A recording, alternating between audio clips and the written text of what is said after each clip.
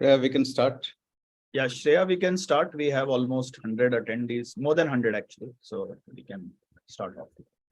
Right, sir. Thank you. A very good morning and a very, very warm welcome to all those who have joined us for MitKat's Annual Risk Symposium 2023 in association with ACES Bangalore and Hyderabad. It's early in the morning, and thank you to those who have taken out the time to be with us. A few housekeeping announcements before we begin. For those who would like to leave in the middle or are not able to attend till the end, can see our discussions on our YouTube channels and also on our website. So at their convenience, so you need not worry about that at all. If you have any questions, I would request you to please put them in the Q&A box and avoid putting them in the chat box as it may get lost. But before we begin, I would like to quickly walk you through the agenda of the day. For that, we will begin with a keynote address by Lieutenant General Sudhir Sharma, the chairman of MitKat Advisory. We will then have the unveiling of the India Risk Review 2023 that has been set up created by the MitKat team. We will then have the first panel discussion on evolving risk spectrum, risk related to impact business across South Asia with Colonel Samrendra Mohan Kumar, co-founder and MD of MitKat Advisory. We then have a special presentation, which is a demonstration of our AI-assisted risk intel portal. We will then move on to our second panel discussion on the evolving role of CSOS, trends in intel security and loss prevention management, which will be moderated by Colonel Sushil Pradhan, ED and COO of MitKat Advisory.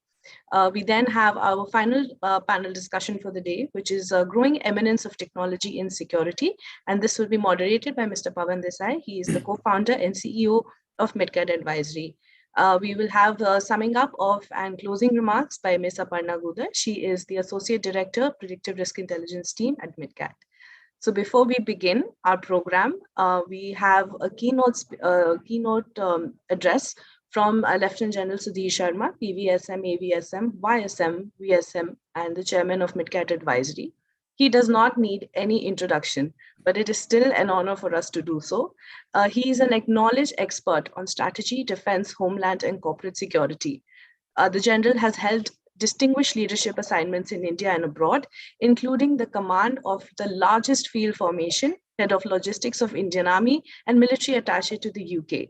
He advises corporations, diplomatic, defense, and security think tanks, and mentors several startups.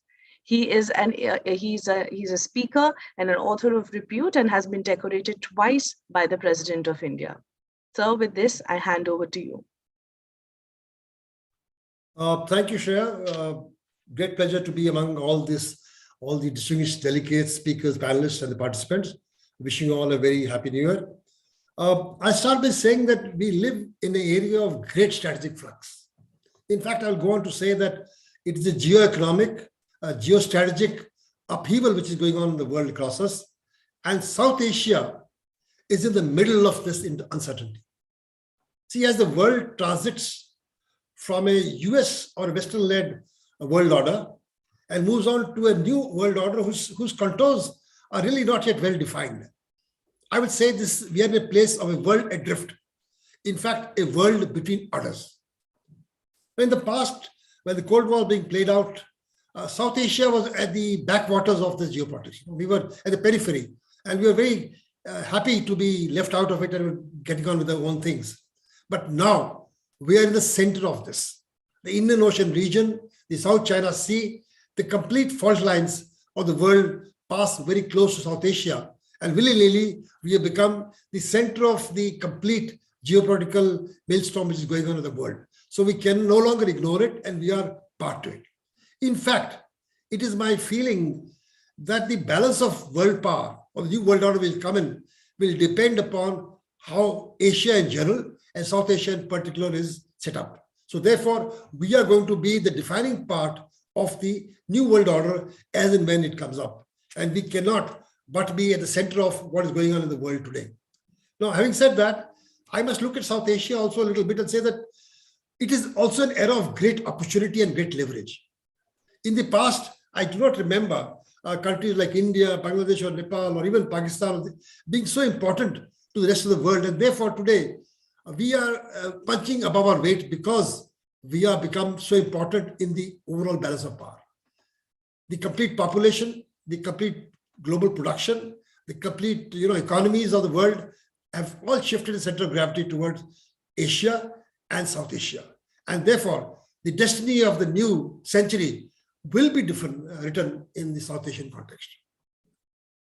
But we must get our house in order first. If you may recall that in the past 1.5 years, there have been 5 changes taken place in the governments of South Asia, and some of them have not taken place voluntarily or not in the order in which we expected them to take place. They have taken place in a different manner. 4 or 5, 3 countries at least I remember are at the moment negotiating with the IMF to bail them out.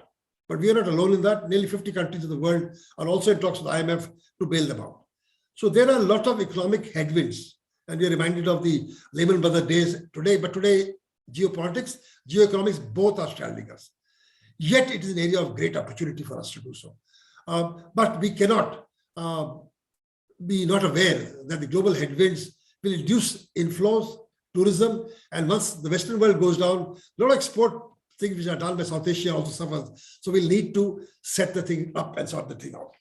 Now, one of the things which I wish to bring to your attention is that I somehow feel that South Asia is a very resilient region. In the past also, we have suffered a lot through climate crisis, through economic crisis, but I always find that South Asia somehow bounces back. So while we talk a lot about crisis, a lot of problems, and a lot of risks involved, I must also say that I look at it with optimism because I feel that South Asia has got the ability to bounce back and have the resilience to survive it. We are talking about this region, the only region where there will be some growth, where the world is going to go to a 1% or a 0.6% growth as the World Bank predicted today. But I don't know how that will be because we're still interlinked with it. One more thing which bothers me is that the climate change seems to affect South Asia the most because we are a agriculture-based economy. We've got lots of seas around us. We've got lots of mountains. And therefore, when the climate changes, I find that South Asia gets impacted the most. So that's another risk that we'll have to keep in mind as we look forward and do so. Now, in the world order is concerned, I think South Asia has got very low expectations from the multilateral and the world order. During the pandemic and during the World War, we saw that the international organizations, whether it be the UN or the WHO, all of them, ILO or WTO, do not seem to deliver the desired results that countries of the developed world need. And therefore, it is imperative that all these countries of the region look upon themselves to create some kind of, regional stability or regional cooperation to be able to survive. Because we cannot depend upon the world order to come to a rescue because they themselves are so weakened and fighting their own battles in Europe, etc. So we need to develop tentacles between Asian and South Asian region so we're able to solve some of the problems. Otherwise, we'll be left adrift, which will take place. Now, elections are due in South Asia in lots of countries, 9 state elections in India, but 2024 elections in India, Bangladesh, 2023 in Pakistan, and some other countries taking place. So that is going to create its own risk matrix, because today geopolitics is driving geoeconomics. So these countries which are going to go through a lot of upheaval and certain amount of risks will build up because of the elections which are going to take place, some rhetoric and certain hardening of stance takes place wherever elections take place. So South Asia is going to be in the area of elections in 2023 and early 24, which we need to keep and watch out for. That is all I want to say in my opening remarks. I'm looking forward to a lot of discussion taking place on it, how the risks and crises in South Asia can be looked at, and how we can see the world emerging from this great strategic flux to some kind of an order where we can put a thing together. And most of the countries of the world do not want to be part of any group as such, and therefore we like to have an order which is more balanced, which is more spread out, possibly multipolar, where everybody can exert themselves. So good wishes to all, and look forward to the panel discussion as it unfolds. Thank you. Thank you so much, sir. I think that was a fantastic set of remarks, and it has set the tone for the entire day. And before we begin and go ahead, we would like to thank ACE's Ahmedabad chapter for all your support. Moving on to our next section, which is the unveiling of the India Risk Review 2023. The overall risk landscape of India is very complicated. And for those who operate in India, definitely need to understand and mitigate these risks. For the last 12 years, we have been producing this signature document that has been acknowledged across the industry as a benchmark tool. I now hand over to my colleague, Mr. Adra Bhatt. He is the team lead APAC of the Predictive Risk Intelligence vertical at MitKat Advisory to unveil the India Risk Review 2023. Adria, over to you. Thank you. Thank you so much, Shreya. Just give me one moment and I will share my screen.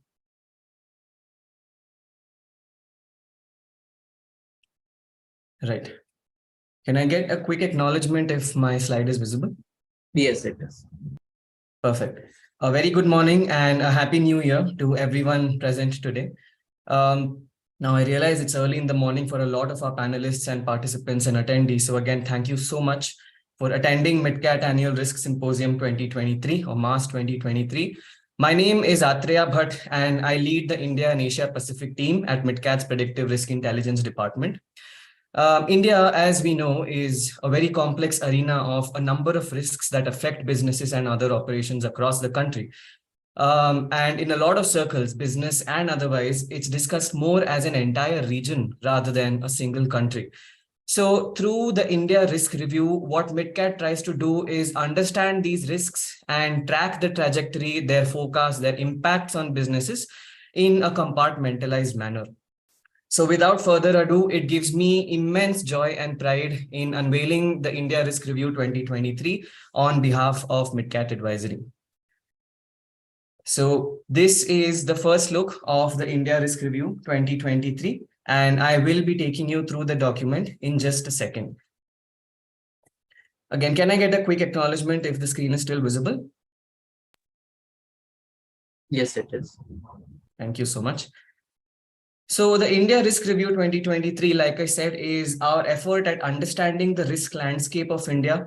It's a very complicated area. It takes a lot of analysis to understand. So we've tried to keep the India Risk Review very visually illustrative and representative.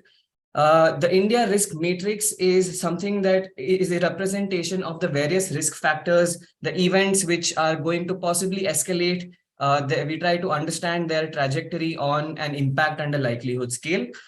We also have the India Risk Map 2023, which is a district-wise map. Is a district-wise map of each and every district across the various states of India based on 6 risk parameters, including extremism, natural disasters, crime, etc. We also have a very detailed table of state-wise risk ratings, which of course includes every state and union territory across 10 different risk parameters. So what we have tried to do in the 2023 iteration of India Risk Review is to, like I said, compartmentalize all of these risks and put them into 8 categories, which include geopolitical risks, political risks, extremism, environmental and health risks, socioeconomic risks, infrastructural risks, economic, and finally, technological risks. So each of the risks will have separate sub-risk categories, which are basically events which have the possibility or the likelihood of impacting business operations and impacting other stakeholders as well in the coming year. So there is a comparative risk rating which looks at how these events have escalated or how they've impacted businesses in previous years, and how they may escalate or how they may develop in the coming years as well. So, it's all hyperlinked. It's a very friendly format to be able to access, and it will be uploaded on the MitKat Advisory website, the link for which will be shared with you on the chat box below. I would also like to inform our clients that we will be sharing a detailed mail with the document. And another thing I would like to do is to request everyone to follow us on LinkedIn to keep up to date with the risk reviews, as well as other topical and contemporary reports that we usually publish on a relevant and a contemporary and a regular basis.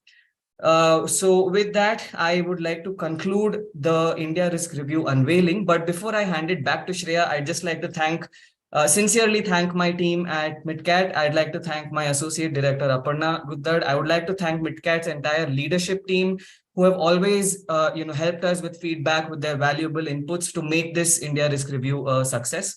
And finally, of course, the design team, who have really put in a lot of effort to back up all the content with really strong infographics which add a lot of value to the document.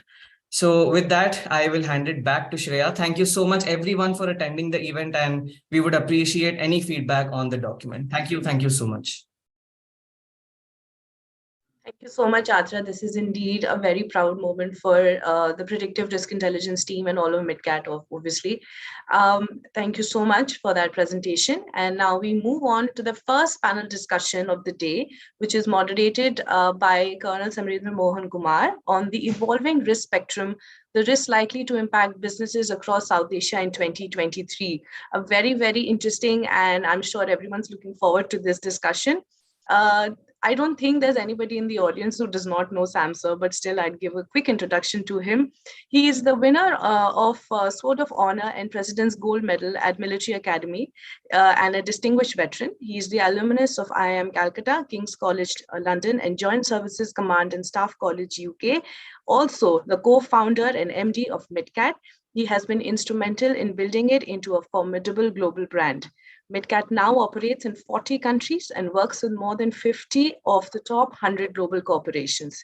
He is an acknowledged thought leader, speaker, and author, appears on primetime TV, radio, and gets invited across the world in military and corporate forums to share his views on geopolitics, strategy, and entrepreneurship. He is a member of the CIA National Task Force on IT and Cybersecurity, just one of the many, many hats he's always wearing.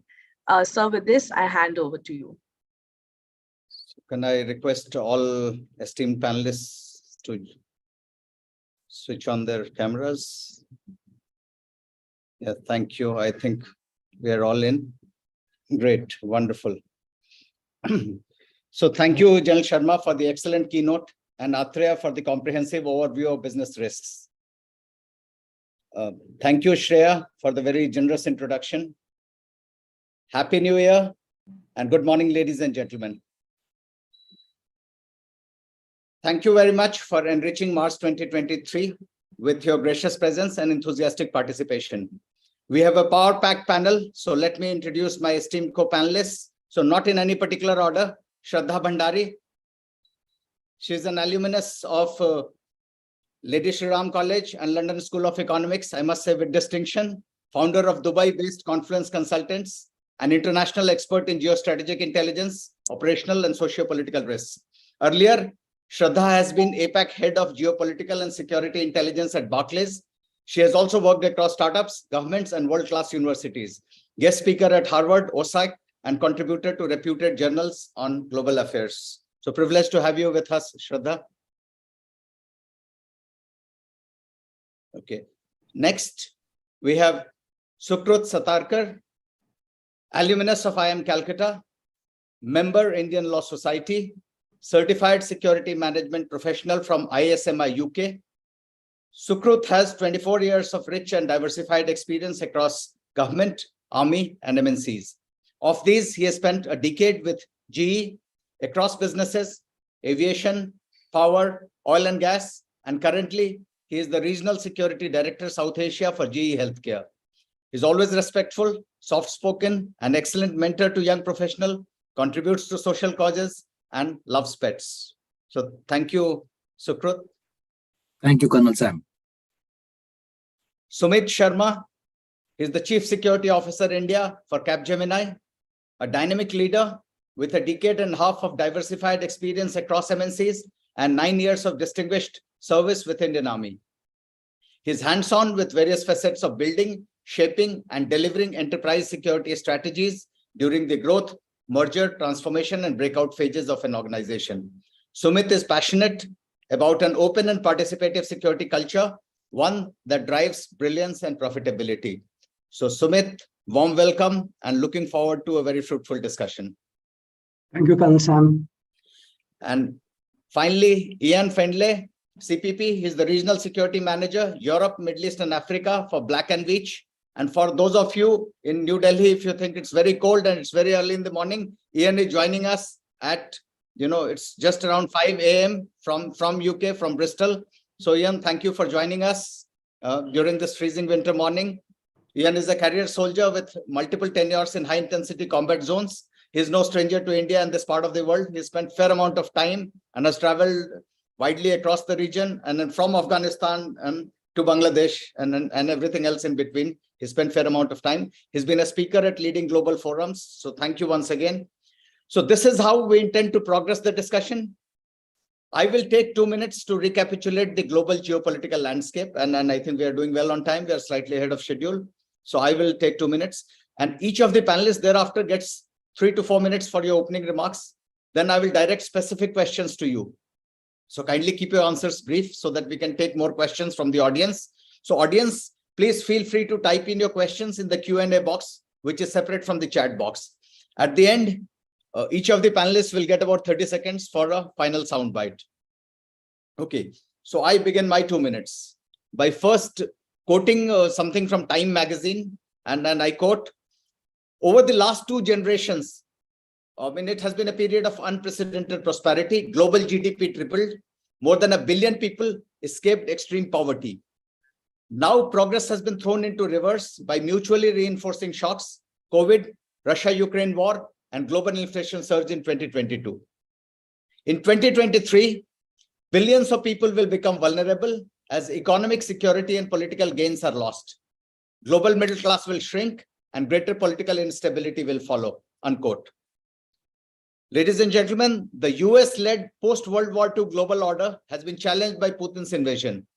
This has led to a fundamental restructuring of the European security and energy architecture. Decoupling between the two great powers continues. Cracks in Saudi-US relations are evident. Japan and Germany are abandoning their post-war pacifism. Tensions across the Taiwan Strait and Korean Peninsula continue to be high. COVID disrupted supply chains. Russian sanctions riled energy markets.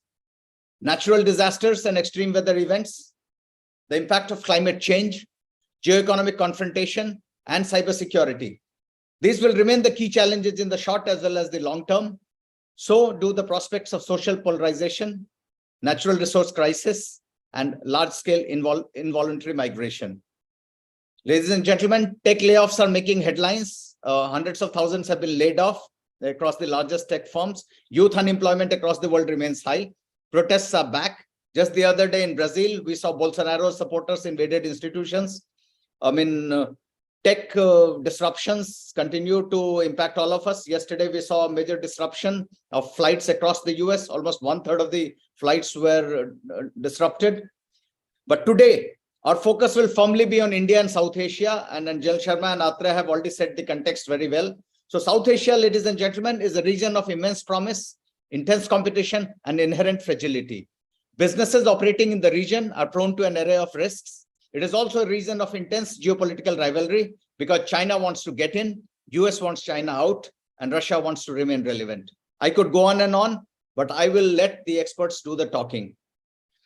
So Shraddha, let me come to you first. In this turbulent region, India stands out as an oasis of calm and stability. Can you cover the key challenges facing South Asian nations, your outlook for India for 2023, and some predictions for this year? I'll trust you to keep it at a macro level, business focused, and covering risks from a global South perspective. So Shraddha, your 3 minutes now. Absolutely. Thank you so much for inviting me to this panel and to the larger conference. I attended 2022 Mars as well, like I do every year. And it's what a year we've had in 2022.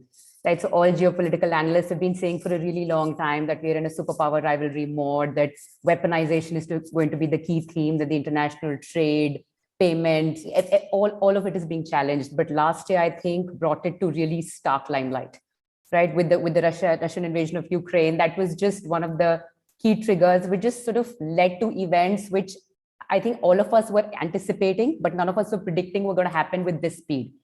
So I'm just reminded of George Friedman, who once said that, geopolitical trends keep building up until they then unfold in a very short span of time.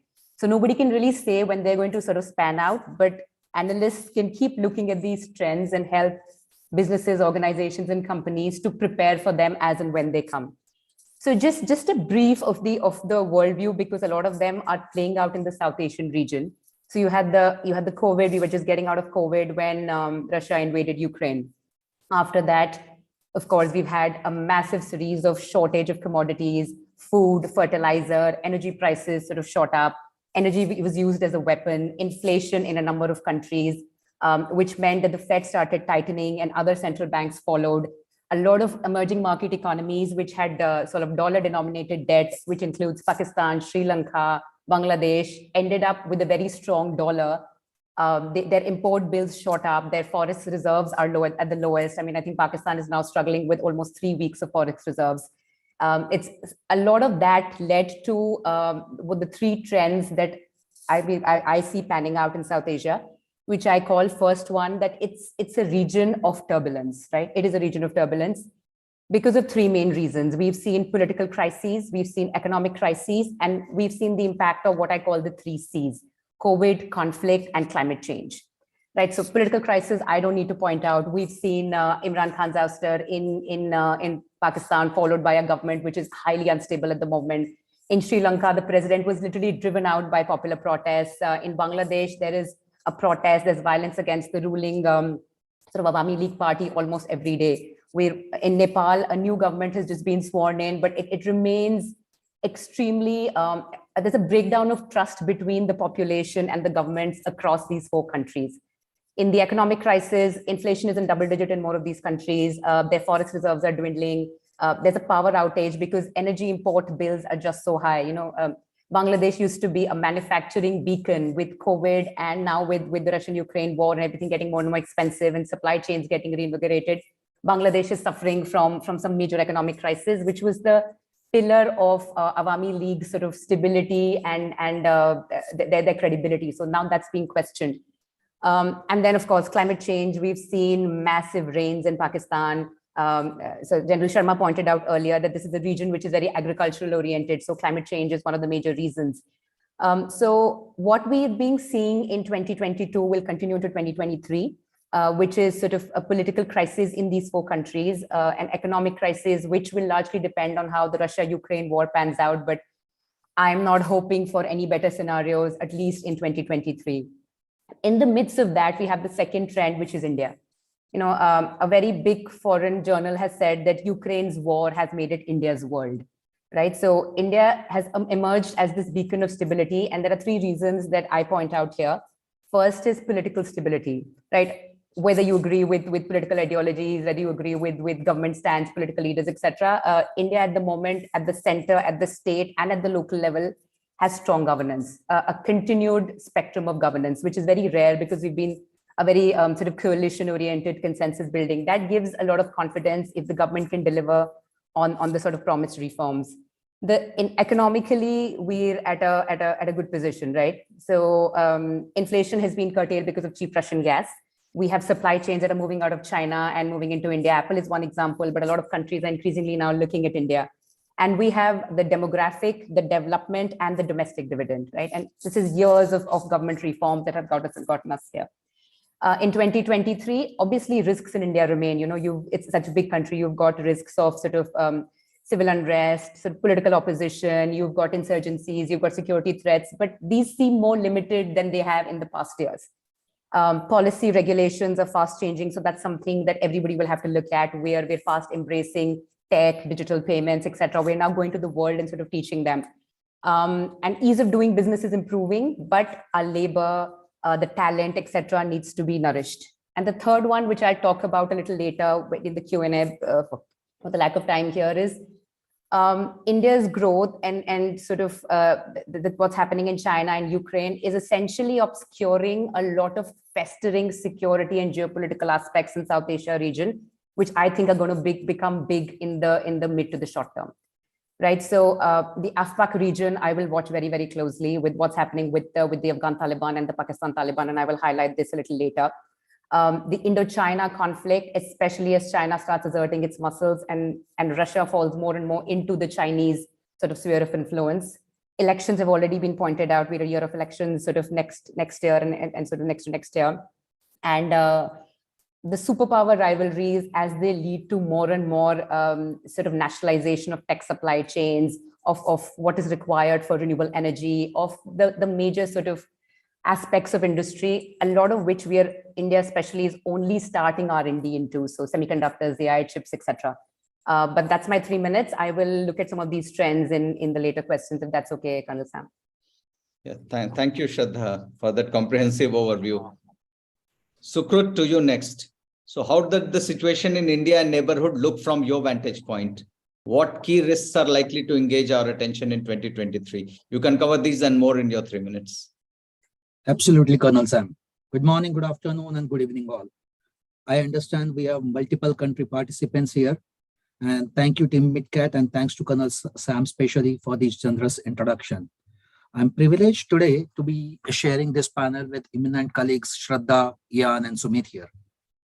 To our understanding and to the way I look at it from a corporate perspective, we all know that South Asia is a home to 2 out of 9 humans and remains volatile from the security risk perspective. Colonel General Sharma also mentioned that it is one of the most resilient region that is becoming or grabbing the center of the world politics. We all are aware that COVID is not over yet. It has caused a lot of supply chain disruptions. And while there is a global effort to resume to normalcy, we cannot ignore it yet. Russia-Ukraine crisis has caused energy supply chain issues, and the oil and gas sector is yet to get back to its normalcy or to catch its own rhythm. The closure of China and the market has reduced the demand for the oil, and hence the prices remain steady for a while. However, this is not going to be the future. With the recovery from COVID and the opening business environment, I guess, both the consumption and the demand for oil will shoot up, and similarly the prices, which is a bad news for South Asian market, which is very, very import dependent from energy security perspective. While this is happening on the one side, we all know that Indian borders have remained affected with multiple issues with our neighborhood, whatever challenges that we have. There have been increased terrorism and infiltration risk that continues to persist in J&K region. Terror outfits have increased their funding with a plan to launch misinformation campaign against present government. Then there have been further panic and fear cases with series of hit list of Kashmir migrants being issued by the resistant front. Whereas on the other side, Indian and Chinese troops recently clashed in Arunachal Pradesh Tawang sector, where minor injuries were reported to both the troops. However, with the higher level talks, we are yet to arrive at a breakthrough kind of a decision or a stage. For Bangladesh, when we see it from an energy crisis, or there are energy crises which are continuing in Bangladesh, with a reduction in energy needs, the authorities are redirecting fuel to export-oriented industries to keep it countries who normally keeps their countries' wheels of the production rolling. While in Sri Lanka economic crisis, fuel and power outages, higher inflation, all of them are continuing. Their finance ministry recently sought $850 million USD funding from India, Japan, and Singapore to meet their financial demands. However, till this is proposed bailout package from the IMF is approved for them. As far as Nepal is concerned, that we see that Nepal's president recently appointed Pushpa Kamal Dahal, who is a Maoist center leader, as their prime minister. The political rally continues there. We can't ignore the fact of the funding that they continue to receive from our neighborhood. While this is all happening, we, the corporate security professionals in South Asia region, remained, and I think will keep continuing occupied with this kind of issues that keep impacting our region, something like civil unrest, political crisis, natural disasters, extreme weather conditions, infrastructure issues, northeast and hinterland disturbances, criminal activities. Besides, we can't, again, the last one, the most important, I think the cyber attacks, the most recent being the AIMS one. I think with that, I hand it over back to you, Colonel Sam. So thank you very much, Sukrut. I think you and Shraddha both have adequately covered all the geopolitical and external aspects. So Sumit, I will come next to you for your opening remarks. So can you kindly cover the top business trends for 2023? Because that in some way will define the key evolving risks in South Asia and which will impact our job. Absolutely. Very well said, Colonel Sam. Before that, wishing everybody a fabulous 2023. I know it sounds a bit cliche when we are discussing the emerging risks to wish all of you a fabulous 2023, but I'm quite sure because the August gathering within which we are discussing these risks also thereafter will come out with solutions of mitigating these risks for their domains. So the 5 key trends which I basically see, which are the business trends, which are going to have an impact on the Southeastern Asian region. Before going to that, I wanted to take one step back there's always an advantage of being the second last or the last speaker in a panel because most of the things get covered. But there's one thing which I wanted to point out in the region, which probably didn't get covered, was in addition to the Ukraine war and the pandemic shocks in the last year, there is another shock which we are still coming out from, is the withdrawal of the NATO alliance forces from Afghanistan. What it has done is it has left over 80 billion worth of sophisticated weapons in that part of the country. And those of us who have been following this region and have studied the insurgencies which operate in India always understand that where does the supply chain of your weapon systems and training ground comes from. Sumit, also means, Sumit, you can see Ian nodding vigorously because Ian has served in Afghanistan and so he understands the ground realities. Maybe he will amplify more. Sorry to interrupt, please continue. Yeah. Absolutely. So I think this is one risk which security professionals have to keep at the back of their mind, because till now it was very easy for us to blame the markings of the weapons and the sophisticated equipment on two of our neighbors. But now they have willy-nilly got deniability to keep sending more and more weapons into India and still not get counted. Coming on to the 5 key accelerated business trends which are there, which are going to lead to the risks. The first one is the accelerated digital transformation. I, being from the IT industry, I have a bias towards this. And I see that because of the success which we have seen in the digital economy and digitization helping reach your citizens, these models are going to get covered and get a wider coverage in Southeast Asia in coming days. It brings transparency. So a lot of financing, which is the bailout packages, which are going to happen for the region, are going to get connected back with the digitization trends in these countries, which gives a great opportunity in these countries. The risk which it brings with it is, of course, the increased number of cyber attacks on the governments and critical infrastructure. What it will lead to is narrowing down of a professional integrated security strategy within the corporates and the governments, and enhancement of a zero trust security culture in the coming days. The other big risk which I see is emerging from inflation and the cost of living crisis. I put that risk as 4 Fs popularly: shortage of, which is actually shortage of everything, shortage of fuel, food, fertilizers, and one more thing which I have added to that is fairness. And why I have added the shortage of fairness in this is because the crisis recently have taught us that when everybody is in crisis and we are in a solutioning mode, everybody wants to collaborate, but then subsequently people draw their borders and then it becomes a race of who's going to hold. So fairness is something which is an area which the Southeastern region needs to really look out for. The other risk which I see is from an increased trend on sustainability and security related to climate change. But the negative risk which is likely to come out into Southeast Asia out of it is the backblow impact of ill-managed circular economy and recycling. A lot of Western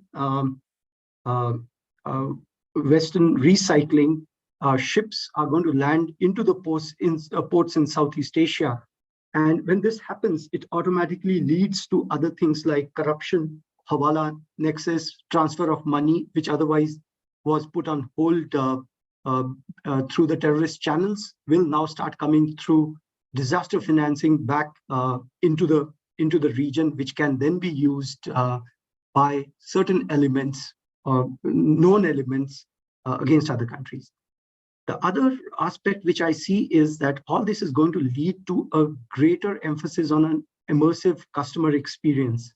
The freebie culture will get enhanced, which means that there'll be more and more focus on business professionals to deliver less for more.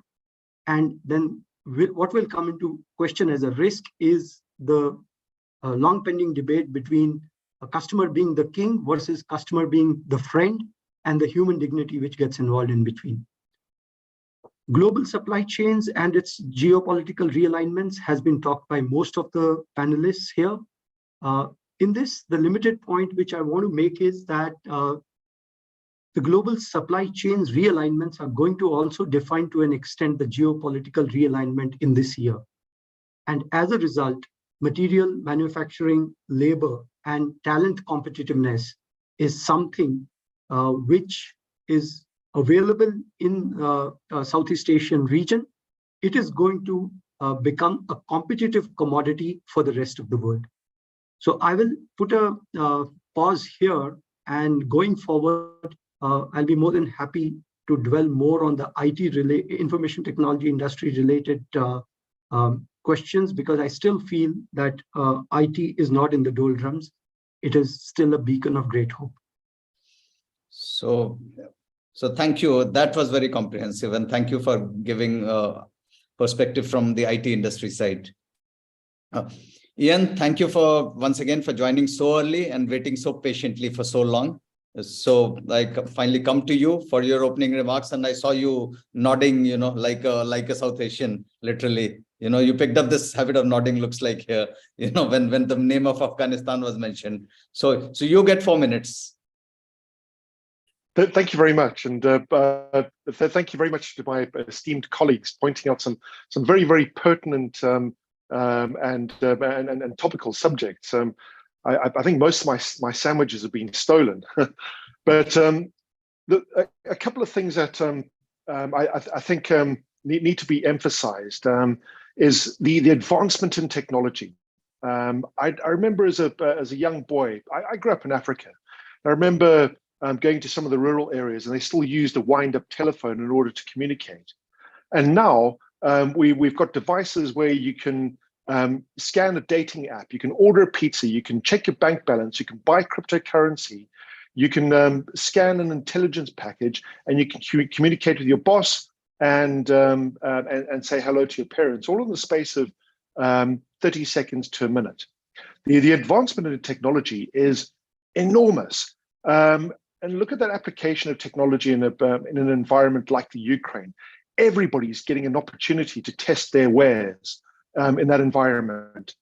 Do you remember when the Turkish Bayraktar TB2 drone came out, and the devastating effect that had on Russian vehicles and military infrastructure? Now the Russians are buying drones off the Iranians, and so we have this technology leap that is really going to manifest itself. The T-90 tank was considered a formidable beast in the battlefield. Well, now we've proven that it can be beaten quite easily with anti-tank rockets. So for every bit of advancement in technology, there's a counter. I'm going through sort of a period of sort of trying to understand the bigger picture and the smaller picture. And that's exactly what I've divided it up into, the big picture and the small picture. At this moment in time, right now, I'm busy dealing with a colleague of mine who's had a heart attack in Germany, and somebody else who's been arrested in the Middle East. Those are day-to-day things that occur within the organization. And all of these things will continue to happen. And I think as long as I've got the resources in place and the reputation to be able to deal with them, and people trusting me to deal with them, I can tackle those. Then the big picture is advising my colleagues and my bosses where we should work and where we shouldn't work. And trust your instinct, trust your gut, and also trust those colleagues you have around you. Look left, right, up, and down. There are some wonderful opinions, some wonderful resources that you can refer to. So we're looking at going into Basra fairly soon in Iraq. Now, that was at one stage a particularly dangerous area. However, the situation has slightly evolved. We've got the anniversary of the killing of General Qasim, which was celebrated is probably the wrong word, but was crowds were formed in Baghdad to celebrate his life and death, whichever way you want to put it. But that also puts somebody at the sharp end of any aggression that might present itself. And we're still operating in an environment like that. So I believe we can operate in most environments as long as we do our homework. Something that I would be looking to place a bit more emphasis on with Black and Veatch is the analysis through projects, community-based projects. So using funds allocated to what's a term called? Sorry, I've just gone blank. Community-based projects where you can use that to reinvest in an area, but using that as a way of conducting a study and also getting buy-in and credibility with the local community, and then embark upon your strategy. I think I'm probably getting close to the 4-minute mark. So in summary, keep an eye on the big picture, have your resources in place, and also reach out. I'm available to all of you if you want to ask me questions, or if you'd like an opinion on something. And quite often having that discussion will make me think about something too. So that relationship works both ways. So thank you very much. Thank you very much, Ian, for your opening remarks. And I think there is a question already there. I would place the question to you. You can answer it probably when your turn comes next. So what's the impact of Piyush Deshwal is asking, what is the impact of recession in Europe, UK, and US in 2023? And then what will be the impact on South Asia, especially India, and what will be the impact on MNCs and global supply chain? So you probably have a very good perspective of EMEA, India, South Asia, the whole region. You've traveled all the 22 yards, so probably you can take that question later. Okay. Thank you. So let me come to you, Sukrut. So we are doing well. We finished with the opening remarks on time. So we are on to now round 2. So what I'll do is I'll ask a couple of questions to each of the panelists, and then we can probably... So Sukrut, to you first. Let me change the order a little bit. So you work very closely with the energy sector and healthcare sector, right? Yes. Okay, so the dynamics of both are very different. Oil and gas sector, I mean, I've worked in Iraq, Myanmar, and all. You people strung out all over in challenging environments, and healthcare is very different.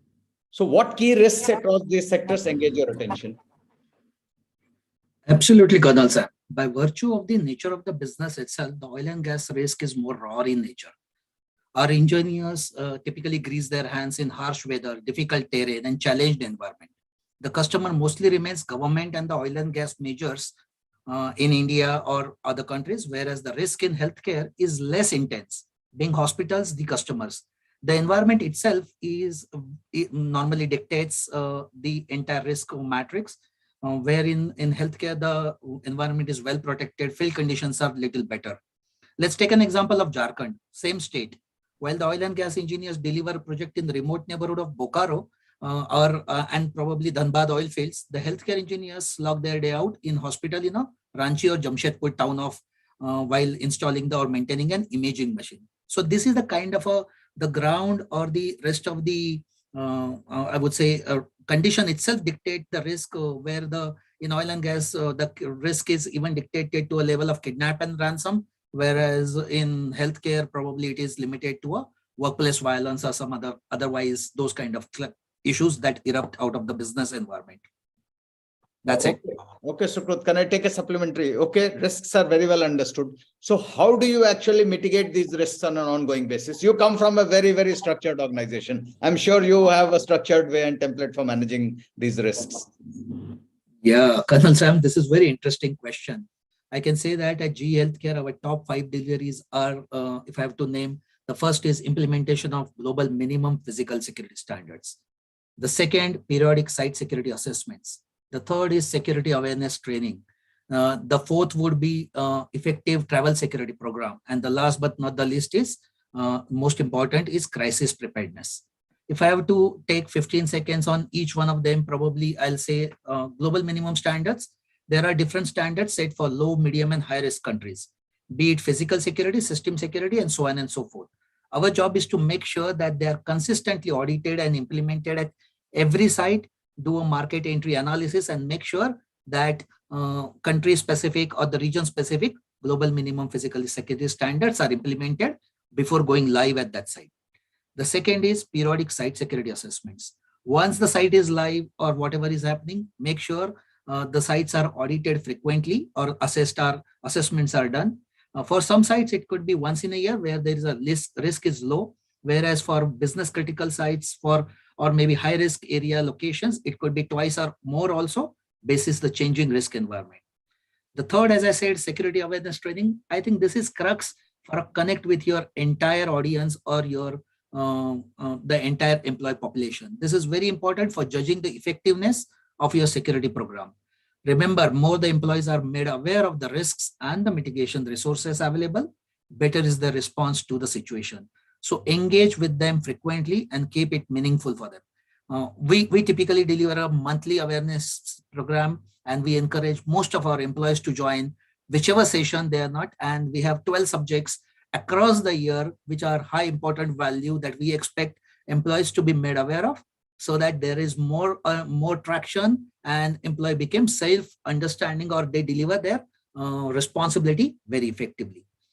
The fourth is travel security program. Again, a very big subject in itself, but there are many parameters like emergency notifications, for that updating of your contact details into the system profiling, then country's risk assessments, periodic reviews of them, CSPs, country security profiles, travel advisory based on risk levels, so on and so forth. So these are the different programs. And last but not least, as I said about crisis preparedness, which is achieved through training and exercises. I think prepare well, communicate, learn and implement. These are the crux, or this is the crux that every one of us are aware. Till 2 years back, many of us did not cater for pandemic as a crisis. See, now everyone has it on their wish list, or sorry, not on a wish list, I would say, or on their checklist. So with that parameters, I think one must rehearse, one must cater for every evolving new risk, and do not wait for the risk or that crisis to happen, but to cater it into the crisis plan, rehearse it, learn from whatever is lacking there, and make sure that it is implemented for the next progression. That's it, Colonel Sam. Wow, Sukrut. I think if I wake you up at midnight and you will still be able to rattle out those 5. It seems ingrained in the system, and that's the way it should be, I think. Thank you. So I think this is one of the best summations which I have seen of the whole enterprise physical security, risk management, and crisis management. So can you put it in the key, put down the key points in the chat box for? Oh, sure. I will. I mean, we have 315 participants already. So wow. So thank you to 315 of you, and then we can see that you participating enthusiastically. Keep the questions coming. Panelists and other experts, please feel free to reply to the questions and answers. And so Sukrut would request you to put in the key points in the chat box. Sure, will do. I hope there is nothing confidential about it. No problem. I will surely do that. Thank you. So Shraddha, back to you.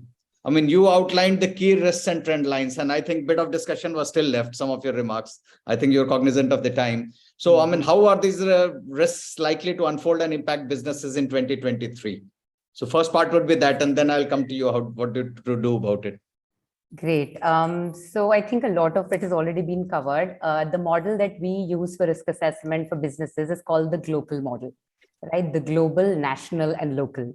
And there are 4 sort of headings within that. So we look at political risks, economic risks, tech risks, and environmental risks. I think tech risks, people on the panel are way better to handle it than me. All of that plays, of course, into the political and the economic risks, and the environmental risks also will come across. So I will look at some of the political and the economic risks. So at the national and the local level, I think it's fairly obvious. We are, at least in the 4 countries of our neighborhood, we're going to see a lot of protests. There's going to be civil unrest. There's going to be sort of instability, which will be magnified by the use of social media, by the use of technology. And that is something that the businesses will have to sort of manage by what Sukrut has already highlighted. So it's going to be a lot of enterprising risk security, mapping your routes, where your employees live, your office risk assessments. All of that will have to be done in a very sort of sustainable way. At a very global level, I think because that's something that I am always very fascinated by. There are 4 things that I think we need to look at in this region, right? Especially for India, as I said, we're in a very sweet spot at the moment. How opportunities build up for India, especially for the companies that are planning to come in, the supply chains, etc., will largely depend on how do we leverage the situations that are developing in the world. We're a mid-power at the moment. We have a lot of room to sort of play everybody around. India, China is something I would very closely look at in 4 aspects. Of course, the border area remains, but also what China is going to be now doing in our neighboring countries. It's coming out of COVID, it's opening up. All the 4 neighboring countries are in dire IMF bailout, right? And the bailout comes with conditionalities. To reach there, only China is the only country that can give that debt. And what they're going to demand in return, we've seen in Hambantota, we've seen in a number of Pakistani countries. So that surrounding is something after 2-3 years is coming up as a risk again. Another thing between India and China is the supply chains. China still controls a lot of our critical supply chains, right? Energy. 70% of solar panels are Chinese, lithium-ion batteries are Chinese, 80% of processing rare earth are Chinese. They've not weaponized it yet against us because obviously the trade is heavily skewed in their favor, but the Chinese have been known to do that. So that's something the companies will have to look at, where they're getting their supplies, what happens in case of a weaponization, etc. And the last one has already been pointed out is the Afghanistan-Pakistan region. The Pakistan Taliban has gone rogue in the last couple of sort of months, right? And a lot of Afghan Taliban sort of aid is coming to that. I think with Russia, Ukraine, everybody's forgotten Afghan Taliban, right? So the funds are not reaching them. So they're now looking out more lucrative ways of doing things, and that makes that region very unstable. There's also the Northern Alliance, which is being propped up against the Taliban. So very interesting dynamics emerging. Whether I think that they can again become that sort of global launchpad for terrorism, I don't think so, because like there were incentives for terrorism, there are now incentives for peace. A lot of the top funders don't fund terrorism anymore. But what is happening is, you know, the black market terrorism, the weapons proliferation, the narcotics, drugs, all of that is something that we would have to closely look at. And I think the last thing I'll point out is the Russia-Ukraine war. Russia's ability to keep pumping energy is in question. You know, they've already, Sakhalin went out of production when the foreign sort of exited. They had to sort of prop it up again with Gazprom. They're trying to use their insurance agencies at the moment to sort of circumvent the price cap, etc. How long will they be able to give us cheap Russian energy? That's something that India will be very closely looking at. And now we're in the secondary market, but if we have to enter the primary market where everybody's competing for energy resources, I'm assuming the prices will really shoot up. And I think this is something recurring in the minds of both the Ministry of Petroleum and the government of India, that inflation is something that you have to constantly look at, and you have to make sure the energy sources are robust. So there is a lot of renewable energy, but that again, supply chain, technology coordination, all of that in this world is being questioned. So yeah, I'm happy to answer some of the questions on sort of more details on this. So would request you to there are a lot of questions on China, Taiwan, and, you know, the usual ones, usual suspects, Russia, Ukraine, and how it will impact. And there are lots of them. Please feel free to answer. I think Jal Sharma can also answer. The other experts, please answer a lot of questions, but we'll try to take some of them, you know. So I think you very comprehensively covered the political and economic risks. I think some of the environmental risks have been covered. I'll come to tech risks. So Sumit, I think I can't think of anyone better than you to take that on. So how are IT industry CSOs in South Asia preparing the business leadership to meet the evolving business risks? Thank you, Sam sir. That's actually a very good question because it's very close to my heart. So I think the most important thing which is sitting in front of the CSOs and CISOs in the IT industry today is to help the leadership acknowledge the existence of a hybrid risk model in the real world, which means that there's a great merger between cyber and the kinetic risk which actually exists in any country. And this pandemic has really helped, and subsequently the Ukraine war has really helped us move in that direction. So, I mean, I would say the fields are fertile, they have been plowed, the rain is coming, all we need to do is sow the right seeds. So I think that's the most important part for CSOs right now to focus on. Also, there's a great opportunity which is coming with the transformation of organizations and countries at a digital level, which is leading to infusion of technology into the otherwise non-cybersecurity part of security, which is physical security and what we used to earlier call electronic security. So there's a great opportunity which is building up because with the increase in transformational technology spendings and everybody looking for the next cutting edge technology to be deployed and people keeping resources ready, there are a lot of organizations which are primed to carry out projects where cutting edge technologies of today can be infused into creating platforms of the future for security. So that's one area where it's like testing your own dog food before you send it out in the market. So I think that's one area which is coming up as area of running a lot of projects, not only within the organization, but also with collaboration with partners in the market who are already quite advanced on it. One more area where CSOs and CSOs are focusing on is they are trying to come out with integrated security strategies at a organizational level. They are ditching, or I won't say they are ditching, but they are trying to merge the segregated two security strategies which used to exist in an organization when it comes to a strategy. But when it is coming to a distribution, execution, they continue to follow a distributed matrix model is what we are advising our leadership. Then the last part, which is coming up very, very prominently across the security industry, is because there is so much of flux within the security of an organization. Typical security organizations are being divided largely into two departments in addition to the verticals they deliver. And those are the security delivery and the security transformation, where security transformation is becoming more and more relevant in the coming days. Wow, that was comprehensive. So I think I'll take one more question with you. We keep hearing about all these tech layoffs, and I think there's a question best posed to CEOs. So I think there is another problem of moonlighting. I think I want you to take that.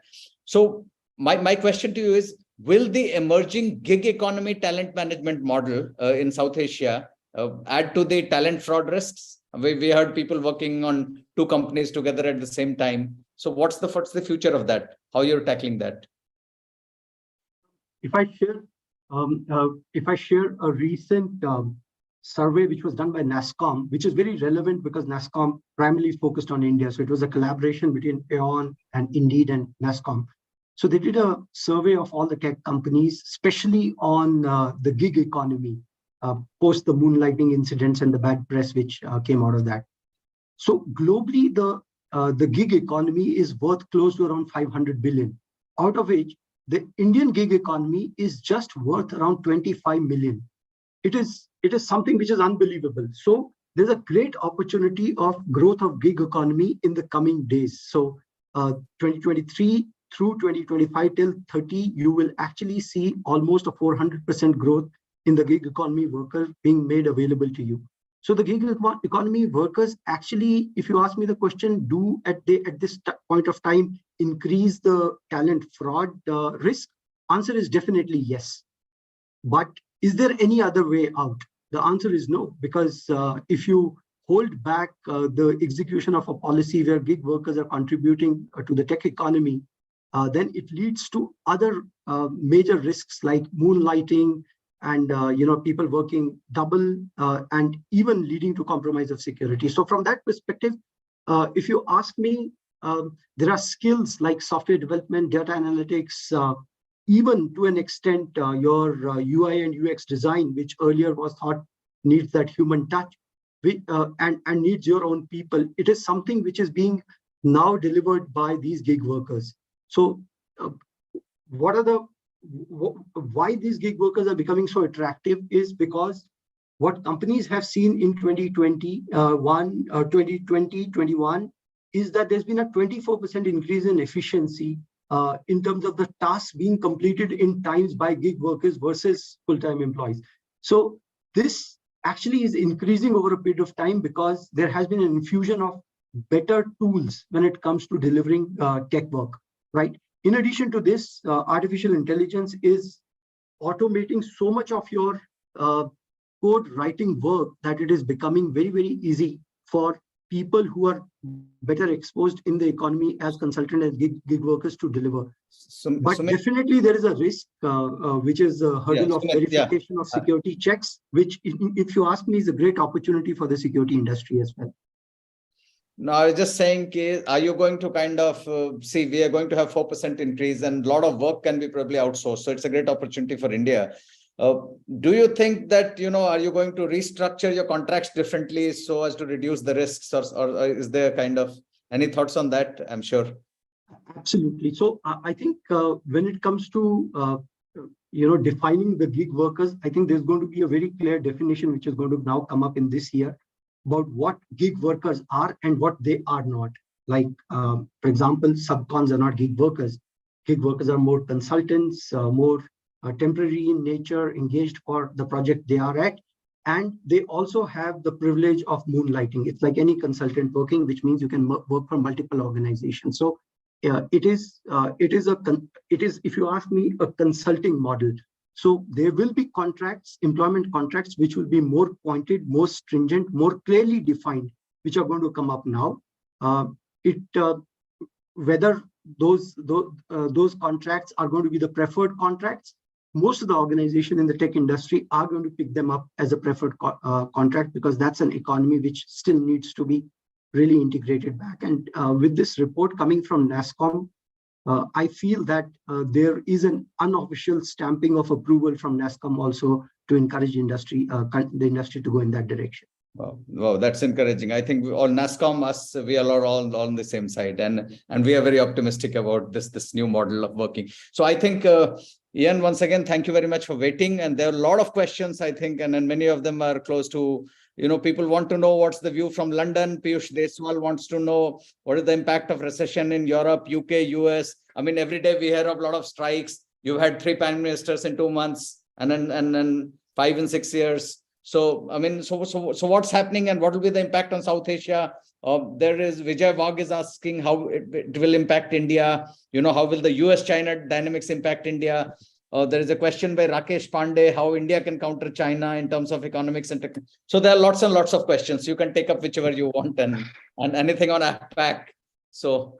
Oh, I remember the simple days of Brexit and COVID. It's in turmoil at the moment. Absolute turmoil. There aren't very strong leaders that have emerged in Europe. One thing that Putin has done through invading Ukraine is he's united Europe. And that's having some very, very interesting consequences. Germany, for example, has built an LNG terminal in something like 150 days. Now they've realized that they need to wean themselves off the dependency on Russian energy. Italy is also another one that is very dependent on Russian energy, and this is a hard winter for a lot of people. But with the new LNG terminal, Black & Veatch incidentally builds LNG platforms in Singapore, and then ships them around off the coast of Bangladesh and Cameroon and all over the place. So our sales have gone up as a result of it, because now there's a greater need for alternative energy sources. So in amongst chaos, there's opportunity. I'm just trying to think of other examples of innovative areas we're looking at as a consequence of this. Renewable energies, that's a wonderful emerging market. We're building e-charging stations across Europe, and also at the same time too, there's a greater demand for solar, wave technology, and wind technology. So although at this moment in time, the technology is not as good as the old sort of fossil fuel stuff, burning stuff to produce energy or to be able to transport it. It's getting there, and it's getting there very, very quickly. So what are the things? Telecommunications, the laying of cables, and making the world smaller through faster and better communication. But that also leaves us with a massive vulnerability. Look at how many organizations have been hacked. That is an industry, and it's a new platform or a new environment for warfare, the cyber warfare. I was having a chat with a friend of mine. I remember I was on the heels of the invasion into Kosovo in 1999, and the technology that we used there was sort of simple analog stuff. Now you've got a hybrid special forces team, which is some chap being taxied around the battlefield with a drone, and that specialist is able to drop precise ordnance down a chimney or into a big environment, triggering munitions. The technology has taken a massive leap, as is the counter technology, and so that, you know, when humankind sort of first picked up a stone to throw it at somebody else, and then the other person picked up a shield to protect themselves, and so you got the evolution of weapons. We got economics. We got cyber. Using energy as a form of weapon, and it goes on and on and on. So what does it mean for Europe? Europe needs friends. It needs lots of friends to trade stuff with. So if you're in a situation to reach out to your European counterparts, do so. Make those recommendations, because things are scarce.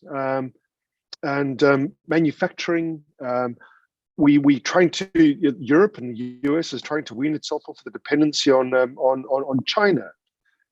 So if you have a product line which is available, so the West doesn't need to go to China, that's their thinking. That's a lot of people's thinking.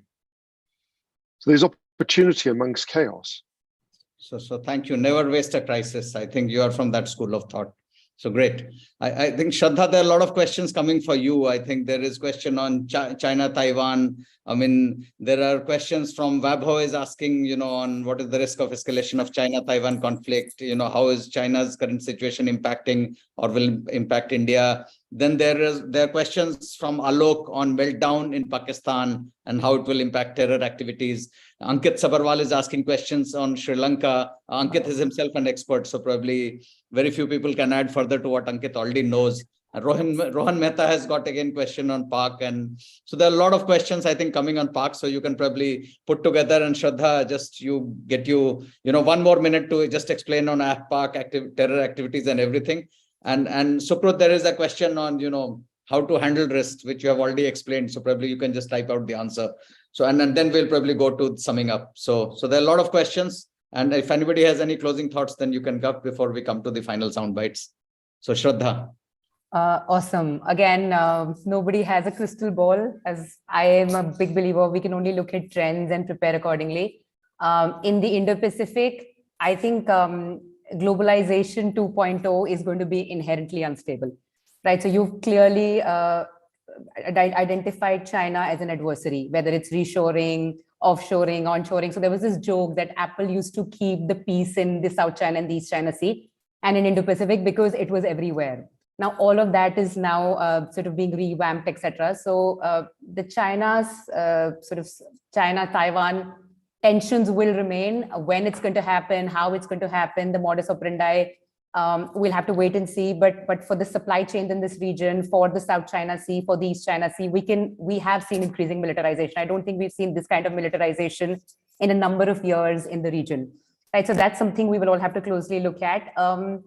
Again, terror activities, I think what's happened is in Bangladesh, for example, the BNP has always been sort of associated with some of these terror groups. And now they're coming up again in sort of unified opposition against the Awami League. So yes, there is always that risk that sort of Islamist terror groups might be funded. They might come up again in Pakistan, AFPAC region again. I personally feel that era of global terrorism, as we used to call it, is it's either over or it's in dying embers. You know, because yes, political uncertainty, etc., breeds terrorist movements, but there's also the element of funding. A lot of the countries that used to earlier fund terrorist organizations, it was in their sort of foreign policy agenda, have massively changed.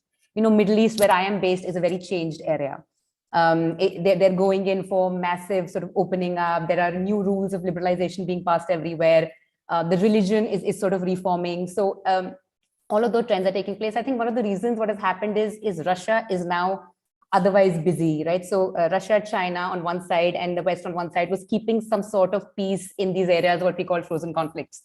So it's a lot of actors now coming up on their own, trying to form new alliances, etc. So yes, India will have to look at Pakistan, Afghanistan closely, Bangladesh closely. But I think the kind of sort of terror in our mind, the top-notch risk that used to be in early 2000s, that is something I think we don't have to go back to. But yeah, it's always good to prepare for any eventuality in that sense. Shraddha, I know you can speak on this for 24 Yeah, I'm going to minutes. stop. We can go on and on.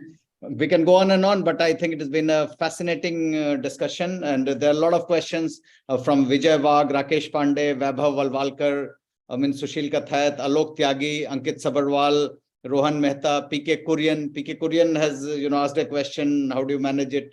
Whether you manage risks reactively or proactively, I think it's a no-brainer. So probably, Sukrut, you have already covered that. The questions from Uday Rathor, Deepak Anand, Ravinder, Rohan Mehta, Egi, GVDS Shastri, Satish Puthan, anonymous attendee, and Suresh Babu. So thank you for your questions. I think we could go on and on, but we are now in the last 3 minutes of our panel discussion. So I will go to each of the esteemed panelists.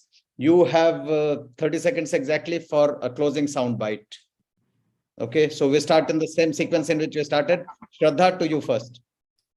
So I would say, again, a lot of opportunities. India especially is a land of opportunities. I would say to some of our startup friends here, for the longest time, we thought that startups don't need to do the kind of risk assessments, larger sort of world evolution that big companies do. Get your risk assessment strategies right. You may have to pivot anytime.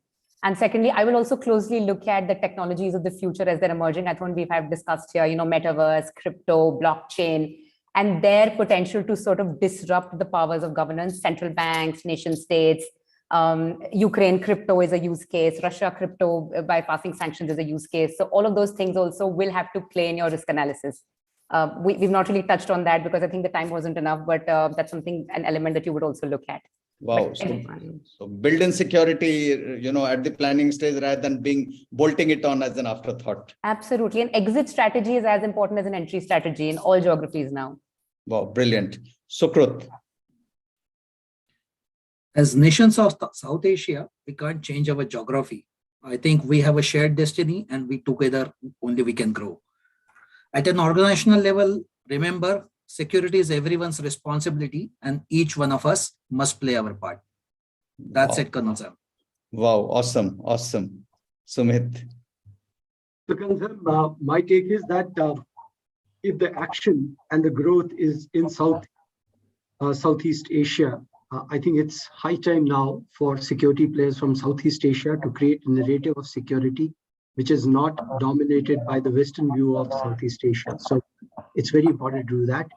And I think that 2023 will see at an organization level, the CISO more in the cybersecurity trenches for obvious reasons, digitization, and the CSO more in the war room.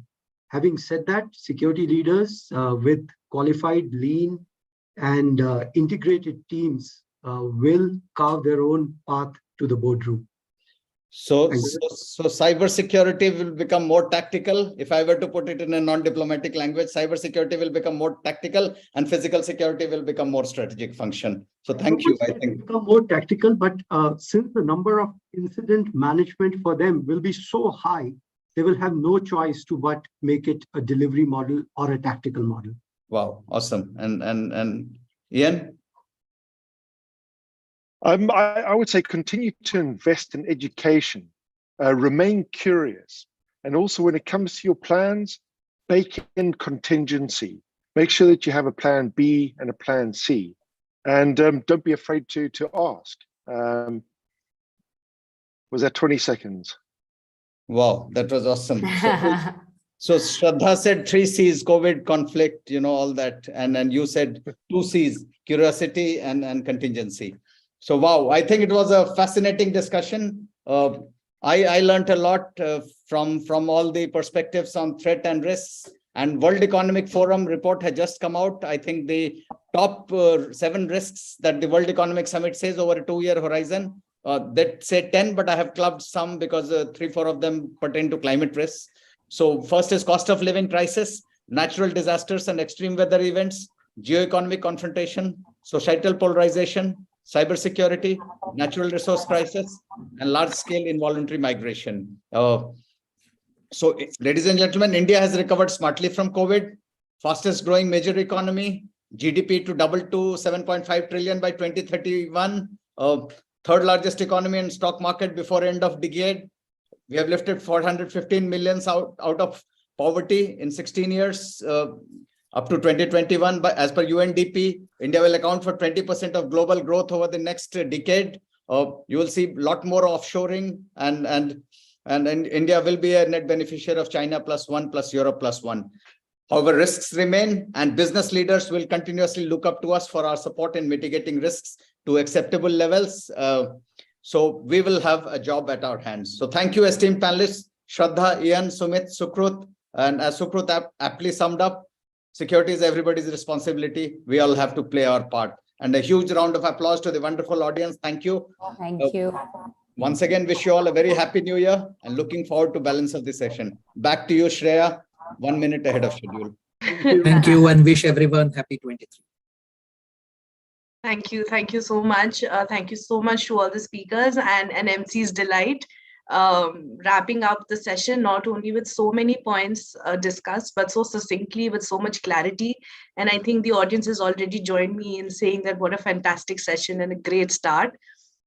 We now will move on to our next part of the program, which is a very special presentation of our AI-assisted risk tracker portal.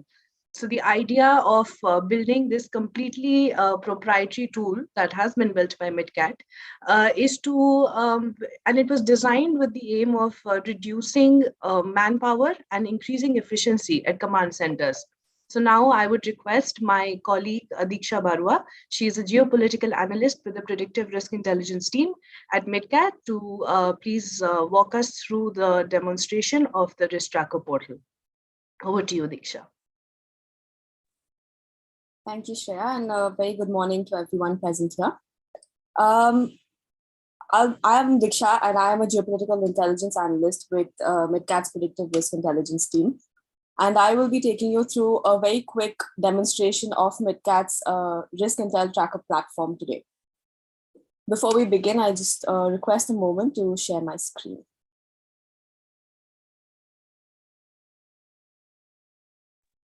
Diksha, while you're setting up your screen, I would just request our panelists, so if you can get some time to please respond to those questions on the in the Q&A chat.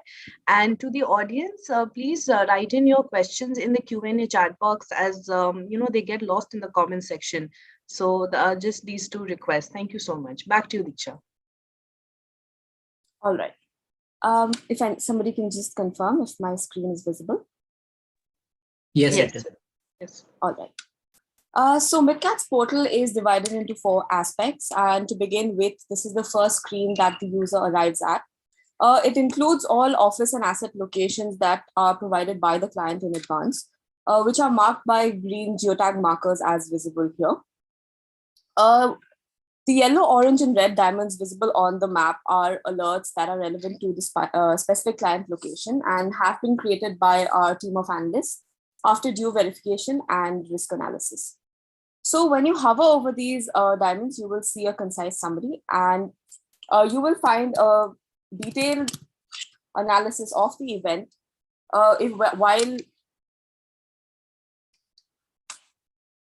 right. So to avoid any kind of confusion, all the alerts sent out by MitKat follow a very specific format, which comprises of a description, a background, and an impact assessment, and actionable recommendations wherever applicable. So if the event is expected to develop through the course of the day, users can access the current updates section here that will provide developing details about the event as they become available through the hours.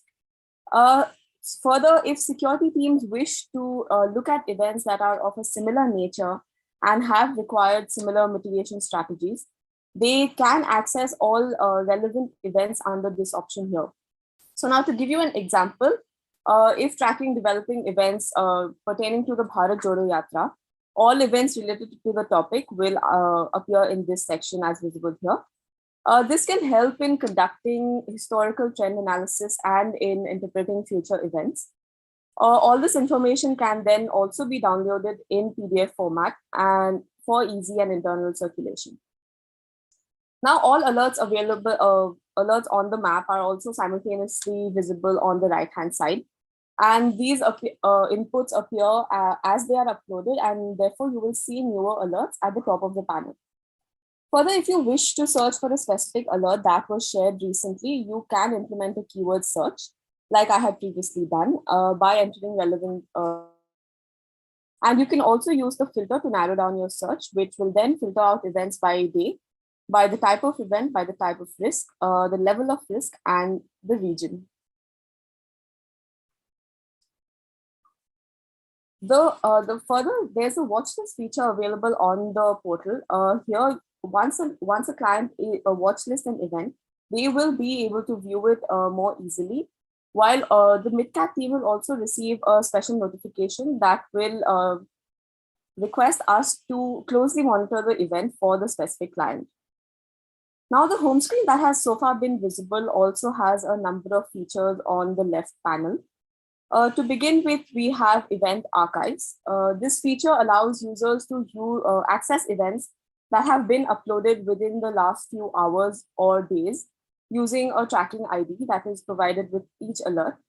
Once a tracking ID is entered, all the events under the ID and topic will appear here. You can also download events by month, which will come in the form of an Excel file for easy circulation. The next feature on the portal is upcoming events. And as the name suggests, upcoming events is a dynamic list of all risk-related events that are likely and scheduled to take place in the course of the coming week. So this allows risk and security teams to plan in advance and implement mitigative measures accordingly so as to evade any kind of possible impact on the organization. Moving on, the next feature is the event calendar or the annual calendar. This is more of a static calendar that is shared at the beginning of every year and integrated into the portal for easy access. So it includes events that may occur on an annual basis, such as calendar holidays and events like the commemoration of certain anniversaries, certain protests or agitation movements. That could be potentially disruptive for regular operations. The next feature is the weekly forecast. This feature is kind of an aggregation of the two previous features, which means it includes both dynamic as well as static events that are scheduled to happen in the course of the coming week, again to aid the planning process. You can specifically look at the region of interest as a weekly forecast is made available separately for India, for South Asia, for the Asia Pacific region, for EMEA, and the Americas. The next feature is Kaleidoscope. This tool differs slightly from the other tools as it is primarily analytical and includes certain events that have had disruptive impacts on business over the past few weeks at the very least. So such events are tracked and mapped on a likelihood and impact scale with 4 different quadrants, namely events that require preventive action, those that require documentation and monitoring, as well as black swan and gray rhino events. The next feature is the resources section. This is essentially an archive comprising of all the major documents published by MitKat on a regular basis. This includes advisories, periodic updates, special reports, annual and semi-annual risk reviews, apart from blogs and podcasts on contemporary topics. The next feature is the city brief section. This is an important part of MitKat's travel risk management services. These are succinct one-page documents that provide an overview of the key risks that companies may encounter in a specific city. Now, each city brief includes subtopics like dangerous areas, terrorism, civil unrest, women's safety, crimes, helplines, and so on. And users will find city briefs for over 100 locations across India, South Asia, and Asia Pacific readily available on the portal. Now, city briefs can be very useful for traveling executives who require a quick overview of the risks present in the city they may be visiting. These documents can also be downloaded in PDF format for internal circulation.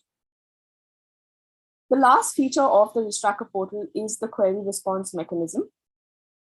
This is a very unique feature that can prove to be very useful for teams dealing with dynamic risk. So if teams have any queries regarding an event, which could include any sort of regulatory notifications or general information that are of relevance to the business, they can raise a query using this feature. And our team of analysts who are constantly monitoring events will revert with the required support at the earliest. The next section of MitKat's portal is RIME, which stands for Risk and Intelligence Monitoring Engine. It's a solely proprietary tool that has been developed in-house by MitKat, and it uses artificial intelligence and really simple syndication. So the feed visible on the right includes events developing in real time and being published on open source media. These updates are, however, unfiltered and redirect the user to the source of the publication. So while while alerts available on the risk tracker portal are corroborated and customized for each company, RIME will provide events with a minimum time buffer, but without corroboration. This tool can therefore be very useful for GSOC teams and incident response teams that rely on news reaching them in a timely manner. A very crucial feature of RIME is that it does not stop populating events, making it a 24/7 process. Further, if monitoring teams miss out on an event, they can retrieve the same alerts using the event archive section here, or also implement keywords to narrow down their search. The next feature is the threat intelligence platform. This feature can prove very useful as it quantifies the risk that an organization may currently be exposed to. It can be viewed in 4 separate timelines, which is current events, past week, past month, and past quarter. Firstly, the organization risk rating visible here provides a calculated rating of risk impacting an organization, which appears on a coherent scale of 1 to 5.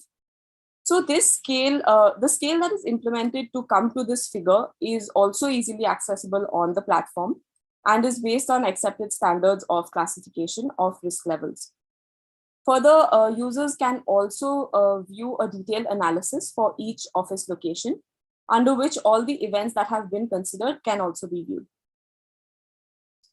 Now, this section, which is the distribution of risk in percentage, is essentially a compounded representation of the distribution of risk across several crucial categories, which include natural disasters, travel risk, critical infrastructure, health, environment, and so on. And it is provided in a percentage format. Now, this section, which is the major risk events affecting the organization and the top risk for an organization, appear in the form of collated lists that which provide an overview of the threats impacting the asset locations based on the topic and also the category and subcategory of risk. The last part of MitKat's portal is the COVID-19 dashboard. This includes all relevant statistics and regulatory information pertaining to the COVID-19 pandemic in India. It is updated on a regular basis and information is only retrieved from official or government sources. So this aspect of the portal has been especially appreciated by our clients as it has been tracking the trajectory of the pandemic since 2020 and has thereby aided them in remaining within compliance mechanisms. So once you scroll down, you will also find a section specifically for metro cities and then for states. Teams can also quickly access all the measures that have been implemented and that are currently applicable in states and cities. And you will also find a list of documents published by MitKat pertaining to the COVID-19 pandemic, including a vaccine tracker and special advisories. So that brings us to the end of the portal demonstration. I hope it was insightful for everyone. Thank you so much for your time and have a wonderful session ahead. Back to you, Shreya. Thank you so much, Diksha. For all those in the audience, if you would have any queries related to the risk tracker portal, you can always reach out to us through LinkedIn or through our website or through any of us. We move on to the next panel discussion, which is going to be led by Colonel Sushil Pradhan. He is the Executive Director and COO of MitKat Advisory.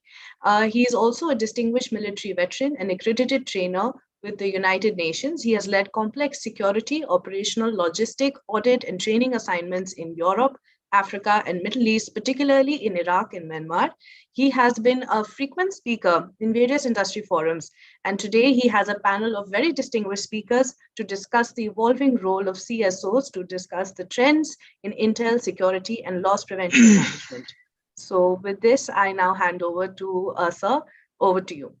Thank you so much, Shreya, and a very warm welcome to all of you. And thank you, panelists, for joining well on time. And I have a house full of panels of esteemed and distinguished panels who are well known in the security, risk, and loss prevention industry.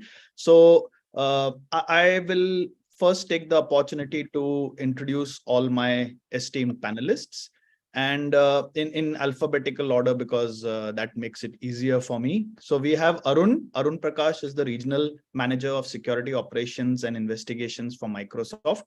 Arun is an army veteran who's currently heading the physical security and investigations for Microsoft in India, Sri Lanka, and Bangladesh. And in the past, he's worked with great organizations like Infosys, Flipkart, and LinkedIn. He's led their risk management and corporate security functions in the region. Highly qualified in this field, he is a CPP, CFE, and CBP certified and holds a Six Sigma Green Belt. Arun is also a D&I evangelist and supports many initiatives for the growth of this community in security. So, hello, welcome, Arun. Thanks for being there. Just say a quick hi to all the audience. Yeah. Hi, everyone. I hope I'm audible. Yes, now you are. Thank you so much. Then we have Dr. Firoz Zia Hussain, who's again highly qualified person, CPP, PSP, PCI, CSO. He's the CSO of delivery, a forward-thinking and an energetic industry leader. He's currently engaged in e-commerce logistics. He's got a very diverse experience of 30+ years in change management, quality leadership, social media architect for change. A former superintendent of police from Pondicherry with expertise in trafficking investigation, drug enforcement, electronic surveillance, fraud and risk analytics, financial frauds. He transferred all these skills and expertise to the corporate risk sector. He's also fortunate and is very privileged to have been a participant in the IVLP, that is the International Visitors Leadership Program, which is sponsored by the US State Department. So welcome, Dr. Firoz. Great to have you on this panel today. Thanks, Sushil. Really nice being here. Thank you. Yeah, hi. And the next panelist we have is Rajesh Shekhawat, who's the Regional Head of Security for Asia Pacific region for Johnson Matthey.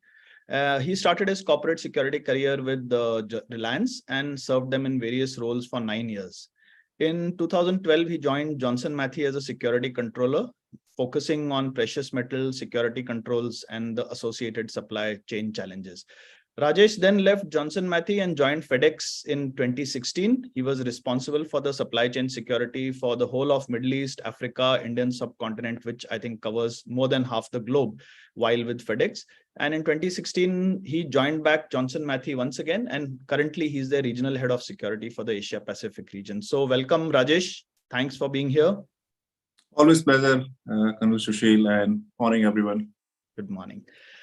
Sachin is the regional director of Asia Pacific for Cardinal Health. Sachin Punni has 20 years plus of extensive experience in the fields of security, loss prevention, facility management, and administration. He's worked with a variety of organizations like Security Plan, Bharti Televentures, Reliance Retail, Aviva India, and Avon. The last 5 years, he's been with Cardinal Health. He's responsible for their manufacturing plants, commercial offices, back offices, and R&D centers, which are spread all across the Asia Pacific region, Singapore, Japan, Australia, New Zealand, South Korea, etc., all the way to Malaysia, Cambodia, and he's got a special oversight for the South Asian region and the Southeast Asian region. So great to have someone with so much experience. Welcome, Sachin, to the panel. Thank you, Sushil. Morning, everyone, and looking forward to the discussions. Thanks. We also have Suraj Shankpal. Suraj, are you there? We can't see you. Yeah, he's there. Suraj is there. I can see him. Okay. Hi, sir. How are you? Yeah. Okay. Now you're visible. Yes. Flying below the radar. So again, Suraj is someone who doesn't really require an introduction, but for the audience, he's Senior Vice President of Corporate Security for India and Philippines for Wells Fargo. He's an accomplished security risk and intelligence professional with more than 17 years of experience. He's based in Bangalore currently. Prior to Wells Fargo, he worked with PwC as part of the forensic services. He worked with UBS as a director, group corporate security and head corporate security for India. And then again with Goldman Sachs with their office of global security. He is also the secretary of OSAC Mumbai chapter and was the secretary of ACIS Mumbai chapter and past vice chairman for the Western region of the Fire and Security Association of India. Very active in the field of networking. He has been on the moderator side and questioned me very often. So now it's time for me to take revenge. Last but not the least, pleasure is all mine, sir. Last but not the least, we have a very eminent panelist, Vagisha, who's the head of corporate security and incident management for the Asia Pacific region for LinkedIn. A postgraduate from LSE, also a CPP, and started off as an Intel analyst who grew into a larger security and risk profile. She's a risk management expert in various fields of business, politics, and macroeconomics. Currently, she's heading the corporate security and incident management function for Asia Pacific region at LinkedIn. And before LinkedIn, she's worked with Bauer Group Asia, Pinkerton, BBC Monitoring, and TAC Economics. So, Vagisha, a great pleasure to have you here, and please say a quick hello to the audience. Absolutely. Thank you, Sushilji, and lovely to be part of this group of panelists. Really looking forward to learning and hearing from all of you. Thank you. I am not going to embark on a long opening remarks because I think the panelists deserve more time than me.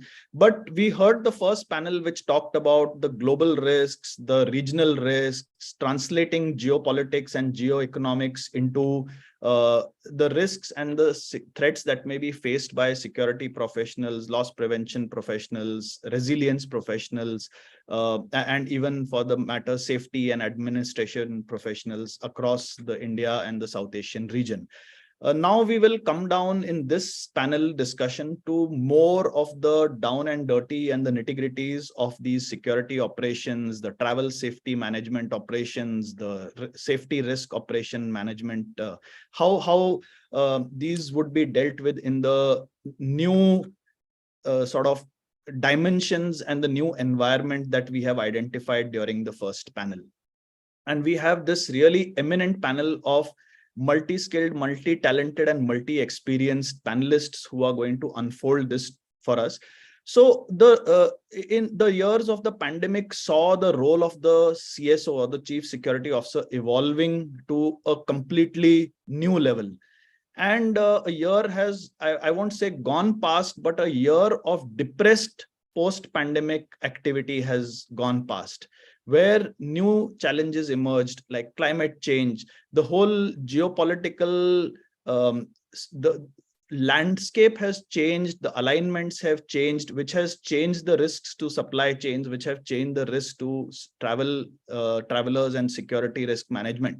So I have some panelists who I would want them, based on their organizational experience, to expound on how the role of CSOs has changed, or the security leadership is changing and has changed and will change in the coming year. So I'd like to start with Dr. Feroz. May I have your views on this, please? Thank you so much, Sushil. Really nice to be on this panel. I'm sure everyone has very diverse experiences, but let me try to summarize something which I've learned during the last 30 years and the police and the corporate life. Well, security has moved drastically from counting the number of guards. That's way behind us. The demands on security professionals, CSOs, has really increased over the period of time. We're looking at changes whether the CSO has to look at big data and do a lot of analytics.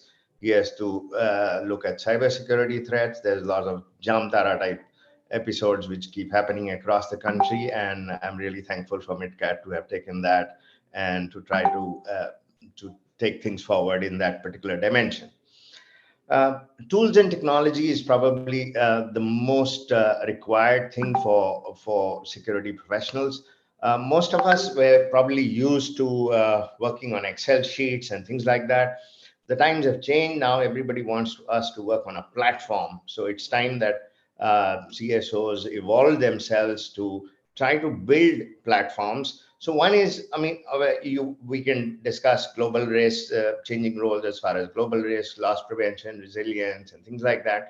But you have to finally look as to what your organization perceives its threats from where they're coming from. So if you can align your resources, your competencies, your time and bandwidth, and your people, along with what is important for the specific organization, I think that's what gives the maximum yields. As far as big data is concerned, believe me, in delivery, I mean, we being an e-commerce logistics company specifically, the last 8 years, I've seen drastic changes. I mean, there were initial times when we had a couple of lakh of deliveries every day, and we could literally, make a list of the people who have done some theft or fraud or pilferage or suspect or something like that, or cyber fraud and things like that. We could do some analysis of the sellers of the. But what I've seen over the last 7-8 years, the number of sellers are so huge. The number of consignees are 25 lakhs per day. So with that, I mean, with millions of transactions per day, if you are having from pick and drop, you really can't work on a person-to-person approach. You have to really work on a connecting the dots or analyzing the dots approach. So that's, I think, it's time that we embrace those changes and welcome them and go along with them so that the organization benefits. And finally, all of us as security professionals gets known. The COVID time provided us the opportunity for the first time where security professionals were really looked upon to be able to deliver something extra, which is not in the playbook, You see, most of the conventional, whether it's the operations heads or the business heads, etc., we're quite used to the conventional playbook methodology and responding to it. And it's only the security professionals who could go beyond that and do it. So since that demand came, the expectancy has changed. And that's when we've got to take things forward and take it to our advantage. Thank you so much. Thank you. Thank you so much, Dr. Feroz. I think I'm going to come back to you later on this loss prevention in e-commerce, because I think that's a huge sector and you handle so much of it. So we would want to hear from you more on that later. But before that, let me come to Sachin for his views on how he perceives the change in the role of the security leadership. Absolutely. Thank you, Sushil sir. I would say that the chief security officer role has adopted new challenges in the face of a major shift in the risk and business over the last few years. As organizations continue to define their new normal, CSOs are being challenged to re-examine their priorities, their strategies for protecting people and assets, in this new and a completely new environment. Some of these new challenges are like COVID, the Great Resignation, catastrophic weather events, nation-state attacks, social activism, etc. We can say that there is no one-size-fits-all solution to any of the risks issues presented by these new challenges. And CSOs, while dealing with issues, also need to consider, what are the available resources, what is the corporate culture. We saw that during the pandemic, many companies embraced on speed, on flexibility, on agility as the way forward. Continued increase in the use of technologies like artificial intelligence, machine learnings, reflected that focus. And CSOs were expected to leverage on these trends and make good use towards the betterment of the security function. We also saw that CSOs made a lot of investment towards intelligence resources, enabling them to make faster and better decision-making. And again, I've got MitKat to thank, for setting up such a center for us for our India operations, and it's just going great. GSOCs, which played a significant role in pandemic responses. However, CSOs now need to look for ways to enhance the GSOC capabilities in ways that can present new opportunities to the business. The upper management is a lot more receptive and is looking towards the CSOs to proactively manage issues like insider threat, considering the increase in fraud risk. CSOs are also expected to look for new ways to partner with cyber and information security teams to help secure sensitive information and data in a hybrid environment. Look for new ways of partnering with other departments like HR to better serve and validate employees in new workplaces, enabling remote joinings, terminations, and things like that. In a recent survey from McKinsey, it was seen that it is expected that most of the corporates, or a lot of corporates, are going to give away almost 30% of their workspaces and move towards more flexible and hybrid workspace. Now, given this, the biggest challenge for the CSOs is and will be to protect the employees, secure the company-issued devices, sensitive information, intellectual property in this kind of an environment. While CSOs would always be expected to deal with, the legacy risks around travel, meetings, and events. However, the new challenges are how the CSOs automate this whole service and bring it more closer to the end users and the internal customers. I think that's going to be one of the biggest challenges. Thank you, Sachin. And I think a really pertinent point that you brought out towards the end is that with the diverse workforce, which is now spread out all over the country and the world, working from home, working from cafes, working from offices, working from shared workspaces, the security function's responsibility does not end, but its reach, its capability really has to be enhanced by their own skills, by their own devices, by their own, I will say, platforms, which is something that Dr. Feroz also mentioned, how you can leverage technology to make best use of this. So thank you so much for your insights, and I'll definitely come back to you for some more thoughts subsequently. Now I have someone who's also in the big tech, and Vagisha, we'd like to hear your views on how the role of the security leadership has changed in your perception. Yeah, thank you, Sushilji, and great insights, Feroz and Sachin. As you said, coming from big tech, we are making apps and dashboard and capturing data and metrics in all sorts and forms. So I would rather actually, and Feroz and Sachin already brought out some great insights into what kind of evolution this next step of CSO is coming across. I would rather focus on the human and the team aspect, the leadership development of, the CSO. And so I first actually begin by laying out very blatantly that, CSO is not running a one-person show, and they will not be ever remembered in every company business meeting. But that's because the nature of our line of business.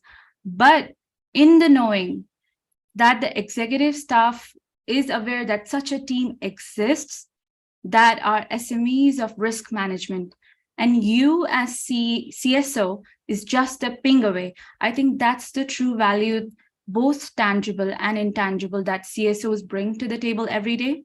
Thank you, Anisha. I'll just interrupt you, because there are so many of us who are risk professionals, some of us from a background of law enforcement and military. We always have this issue with us that we are only remembered in a crisis. When things are going well, nobody acknowledges the hard work that goes into keeping things non-incidental. So correct. Yeah, please, sorry to interrupt. No, yeah, that's actually the point I'm driving also, is the fact that sometimes, silence is golden. So when there is no noise, it's actually that the team is running in the best possible manner, everything that they're supposed to be doing on ground. So you're absolutely right. And so basically, when our executive staff is remembering that such a person is existing in the system, I think that's the true value of us being here and there and engaging with the leadership. And certainly, that trust doesn't develop overnight, or within few weeks, just because they bring in a security leader having 20 years of experience, 30 years of experience, and 15 years of experience in diverse set of portfolio. The reckoning arrives in the moment when, uncertainties beckon. And as Feroz and Sachin and yourself, you were calling out that COVID was one such situation, one such black swan event, when we had to step up, went beyond our, SOW and current, designated roles and responsibilities. We took that challenge, and because our leadership trusted us to guide them into the right strategic decision making. So I think that partnership is really what's the tangible aspect of us existing in the system. And so the expectation, both vertically, upward and downward, ranges both from stakeholder engagement with the leadership to building a team, within your team that trusts you to actually provide strategic direction and orientation. And so I do believe that as a CSO, one should be able to create and share a vision for the program and then build a team around skills-based hiring. And let at its core be integrity, trust, and growth mindset that runs throughout your team. And that vision of the team should definitely be, tangibly reflective of the company's core competency. And which leads me to a very important aspect of this position, which is ensuring that the program that you build with your team must be risk-based. Approach should be employed, which is focused more on risk mitigation rather than elimination. I believe that a lot of times we as teams do get fixated on eliminating or curbing the risk to an extent that the teams sometimes do propose really hard and harsh measures. And that's where the conversations with your partner teams and stakeholders get shut off. And so hence focusing on risk mitigation is what I believe as CSO, your strategic direction should be coming towards your team. Additionally, I also feel that based on the macro trends that leads the companies to evolve their line of businesses and focus, your team's core mission should also keep a track of that and let it stay dynamic. And the reason I bring this up is because being the CSO is not like building an empire. So you don't get 10, 20 people just because you've got 20 programs to deliver.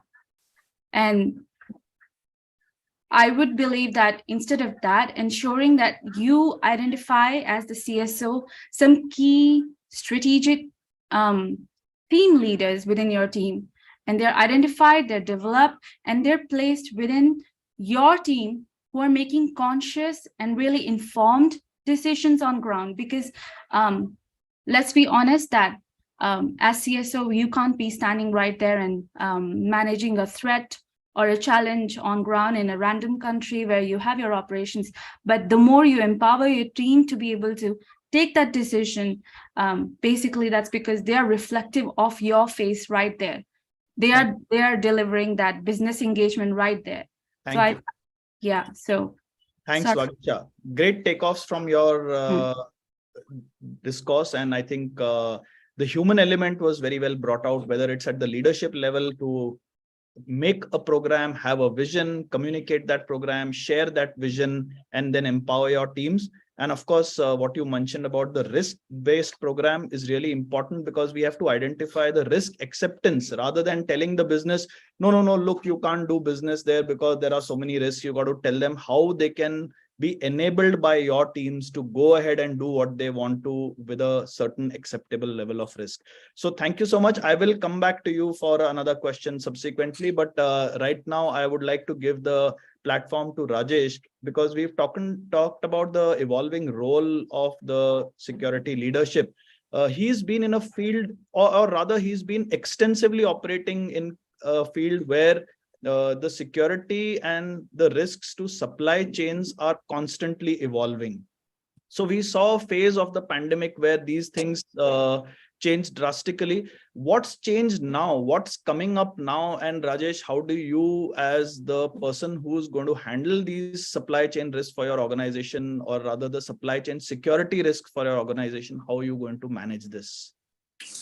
Thanks, Sunil, Sushil, and thanks everyone. Already, a lot of insight. Dr. Firoj touched upon the supply chain. I think he's much closer to more, dynamic aspect of supply chain.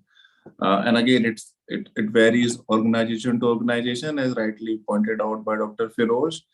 In my kind of organization, wherein we deal with a lot of precious metal, it becomes all the more challenging, because number one, the precious metal is not the main product. So you don't dig gold, you don't dig platinum. They are all byproduct, and therefore they are very rare. They're scarce in terms of availability.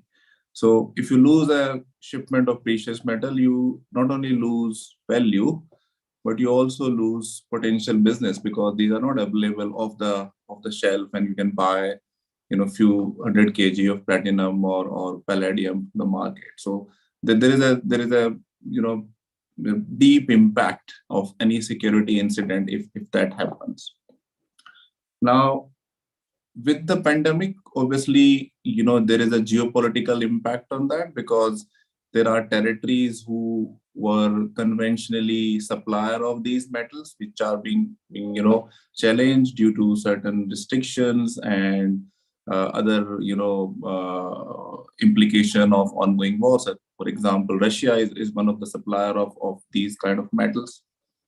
Now, coming back to more local issues in terms of supply chain disruption, I think there are a couple of business side issues. So if I talk about from the security perspective, even today, after so much of evolution of security, understanding, awareness, the availability of secure and resilient transporters and warehouse provider are still a challenge in India.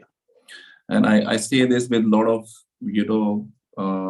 study. I say this with a lot of on-ground research. The level at which our service provider operates are far beyond or far below than what is expected, especially for our kind of business. That's one. The second is that a lot of illegitimate manufacturers are getting or collaborating with the legitimate manufacturer. So, for example, one of the uptrend in our business is theft of your catalyst converter in your private car or a commercial vehicle. You probably be hearing this more often than not, that thieves are stealing catalyst converter, or what we call in a colloquial language, say the silencer piece of your vehicle. Now, how does this get processed? It does get processed by illegitimate refiners, processor. And what we have found, surprisingly, that they have joined hand with the legitimate supply, processor and manufacturer. And therefore, these things are very well concealed, hidden in a legitimate supply chain. And I was in US in November, and we were looking at supply chain issues within US, Mexico, and Brazil. And we found, because we also process, we are a refiner. We are kind of top 5 refiner in the world when it comes to precious metal. And we were looking at, are we also not processing illegitimate material, because it is coming through in such a concealed way within the supply chain? Are we also not contributing to that entire supply chain, illegitimate supply chain piece? That's kind of challenging piece which we are talking about, that a thief sell this to an illegitimate a scrap dealer, and then it got sold to a legitimate processor, and then it might come to a legitimate circuit, wherein we are also becoming part of that. So these are some of the challenges. Last but not the least is the capabilities of law enforcement agencies. And I'm not talking about just India. I'm also talking about globally. First, they do not understand how this runs, because they don't have any dedicated wing or something. And secondly, they do not have that capacity and capability to counter the kind of money which it involves and the player it involves within it. So these are some of the larger issue at a very high level, Sushil, if I may say. Thank you so much. Very fascinating insights. I mean, I'm sure not just the audience, I'm sure a lot of the panelists have also not heard all these aspects before. And especially the ethical issue which you raised, that are we part of the illegitimate supply chain? Something that we need to look at. But okay, coming back to the security function and security leadership, Vagisha pointed out, very rightly that it's important to have a great team. But surprisingly, we see in the last few years, there has been a lot of outsourcing of the security leadership, outsourcing of command centers, outsourcing of emergency responders. Arun, with your kind of experience, we'd like to hear from you how you have tackled this. What's your take on this, and how do we go forward in times to come? Certainly. Thank you, Colonel Sushil, and excellent points by all the esteemed panelists. So I would like to pitch my entire point of view in the backdrop of the COVID, the pandemic and post-pandemic migration of organizations and what we learned. So the one fancy jargon that all of us were forced to hear time and again is the hybrid workplace. Organizations were trying to analyze the ratio, the ideal percentage of combination, 2 days, 3 days, 5 days, 100%, based on surveys, based on outputs, based on efficiencies. But then at least what I've learned is there is no perfect model in the hybrid workplace setup, because it is people specific and people's perception is completely different. So to your point, Colonel Sushil, I think on a lighter note, I would say that my speed dial as a CSO used to have just the real estate lead, but now it has the legal and HR and a lot of other partners, because the expectation post-COVID especially is that you be a lawyer, you be a OSHA safety professional, you be a expert of everything, right? I'm sure most of us would have encountered that question thrown to us without any heads up, where they wanted an interpretation or an approach or an opinion on a particular guideline or a geo, which is positive, which kind of pushes us to be abreast of what's happening and dig our notes. At least that's what I did. So coming back, the most important part of this wheel, I would say, is the real estate, both for the command center as well as office operations. And what's happening is that organizations, once we reached, code green, a lot of organizations were ambitious and optimistic that people were just, looking forward to come back to offices and we'll be filled and whatnot. But then, many organizations realize that people are just, not that keen in coming, unless the ITES sector, where it's a very different ballgame altogether. And what used to be a 80% occupancy, all of a sudden changed to a 30 to 40% occupancy of offices. And what it meant was real estate was asked questions. And I'm sure as CSOs, we had this question on budget optimization and efficiencies, and asked that, if your occupancy is 30%, why do you want to have an office, right? And that right now I see a trend of consolidation and going to a plug and play setup, more of purely based on the dynamic nature of the office operations right now, because people are just not able to figure out who is going to come when, right? And most organizations do not want to force. So what that has made is that it has completely shrunk the real estate portfolio of many of the MNCs, as I can see. And that in turn has a direct impact on guarding operations in India, because at least in India, we are still a guard-centric, a static guard-centric, a role-based team. So, we still guard many doors, we reinforce controls, right? And different countries, the Europeans and Americans understand the nature of risk, the human part of the risk that is there. So this particular transition post-pandemic has forced people to kind of get into a more logical and sustainable model. And if you're talking about a scenario where you have to upscale and downscale quickly, without taking a hit for any of the positions, outsourcing is the perfect solution, right? You have your KPIs and SLAs defined, and you have a very clear understanding of the service delivery, and then you can kind of roll up or scale down. And that I think is going to be the future, at least at the corporate office kind of a setup, where bulk of the tactical operations and managerial operations will probably be outsourced. Because it's easier to manage, right? You wrap an office, it's easier to just kind of rework an addendum to your SOW and move on. So I think that is a very important factor.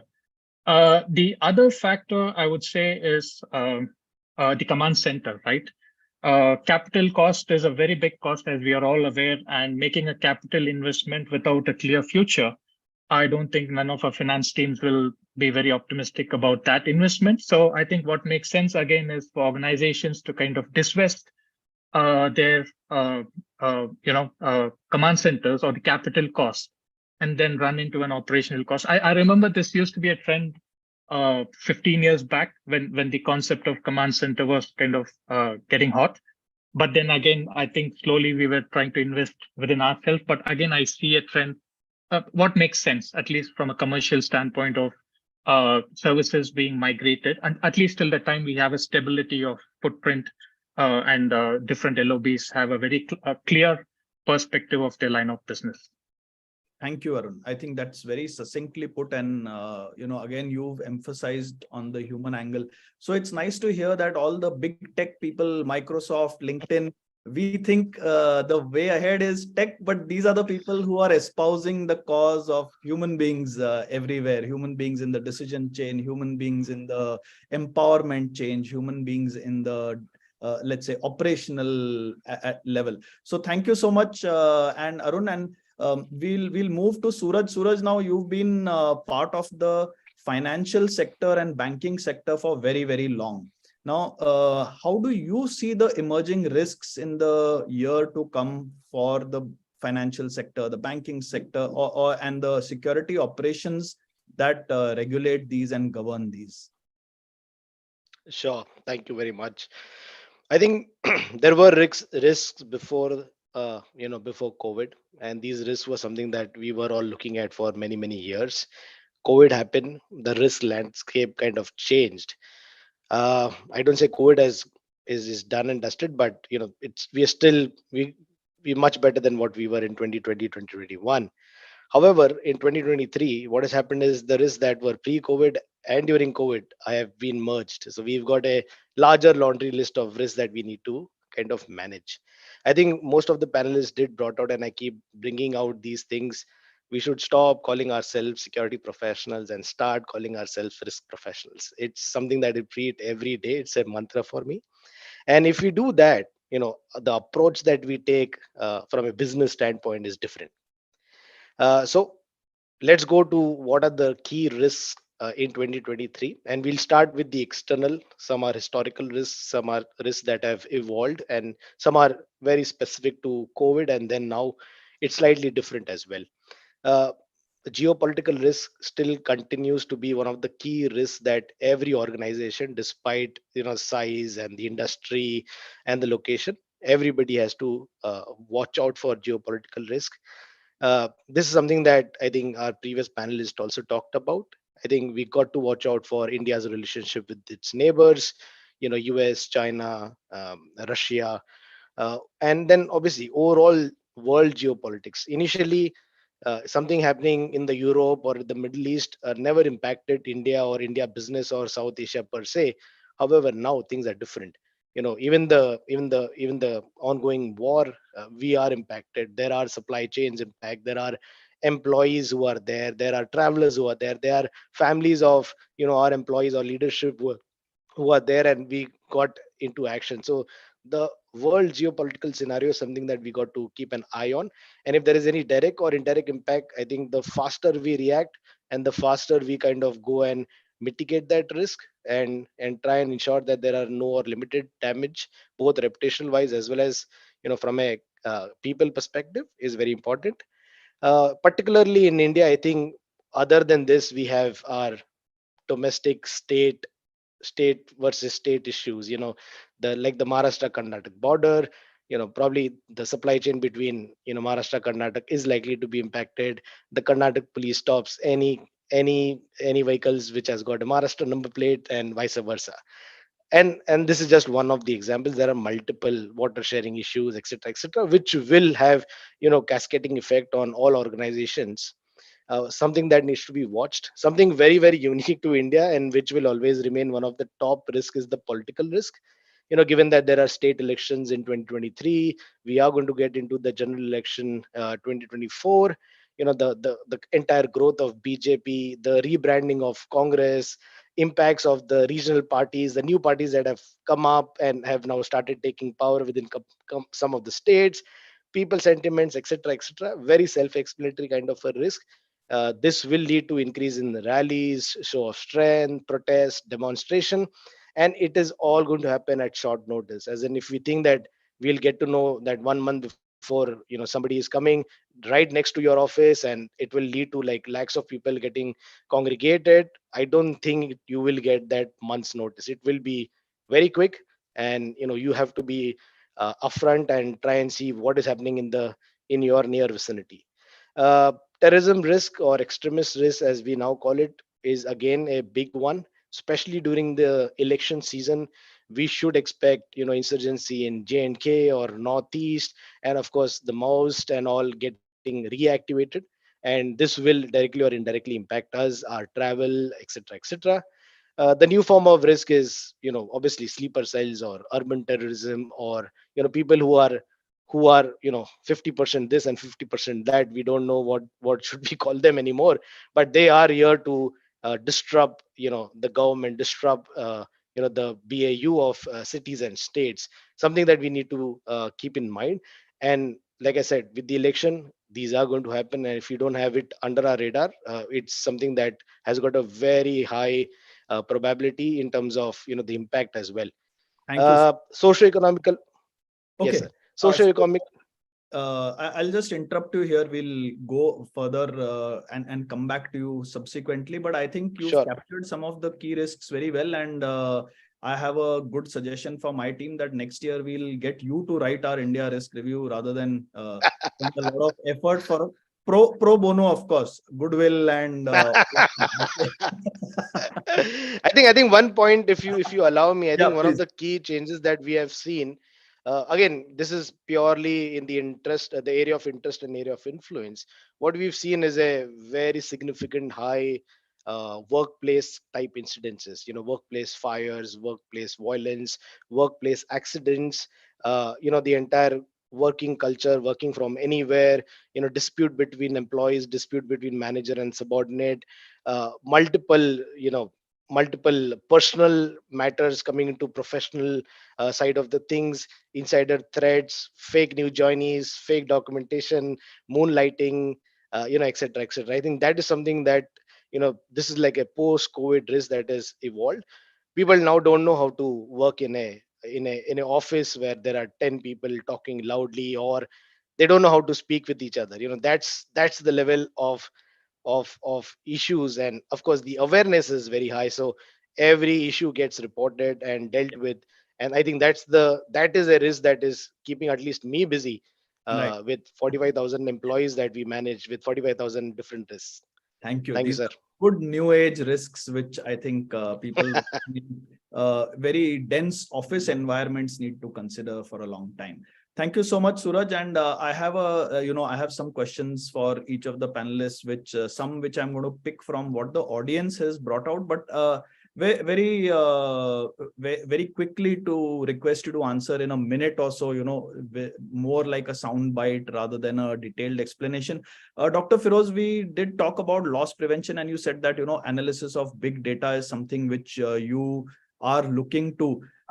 Just a quick one. How are you using technology to reduce your losses? Are we looking at things like AI? We just hear this term. Are you actually using any of that? Are you using big data analytics to actually be able to reduce the areas where you can, have less penetration or thefts or pilferages and things like that? We would love to hear that. Thanks, Sushil. Okay, first of all, let me try to answer the question in two parts. First, I always encourage all the young professionals that we have to take an active and rather a proactive approach. This is very different. I mean, you can play a defensive approach or an offensive approach. Now, the question is, if you were in a football match, where would you like to be? Which position you would like to be? Would you like to be in the Messi type of position, or would you like to be at the back? So, I mean, take the risk. Young professionals have a lot of skill sets, have a lot of aptitudes, have a lot of new ideas. Let them go forward. We as CSOs, we should encourage them to go forward and play over there. See, this brings out a whole new dimension to the way we approach problems itself. Most of the security traditional professionals used to think that, okay, let the problem come to me, and then I'll think of providing solutions. And then they used to really work hard and try to do something. But I think the dynamic new approach is, the question is trust and safety. If you're having in an organization, how can you improve that? How can you work on improving the trust and safety in your organization with your own employees, with your vendors, with your truckers, with your suppliers, with your sellers, with your clients, and things like that? So that's, I mean, you've got to take it forward to the next level.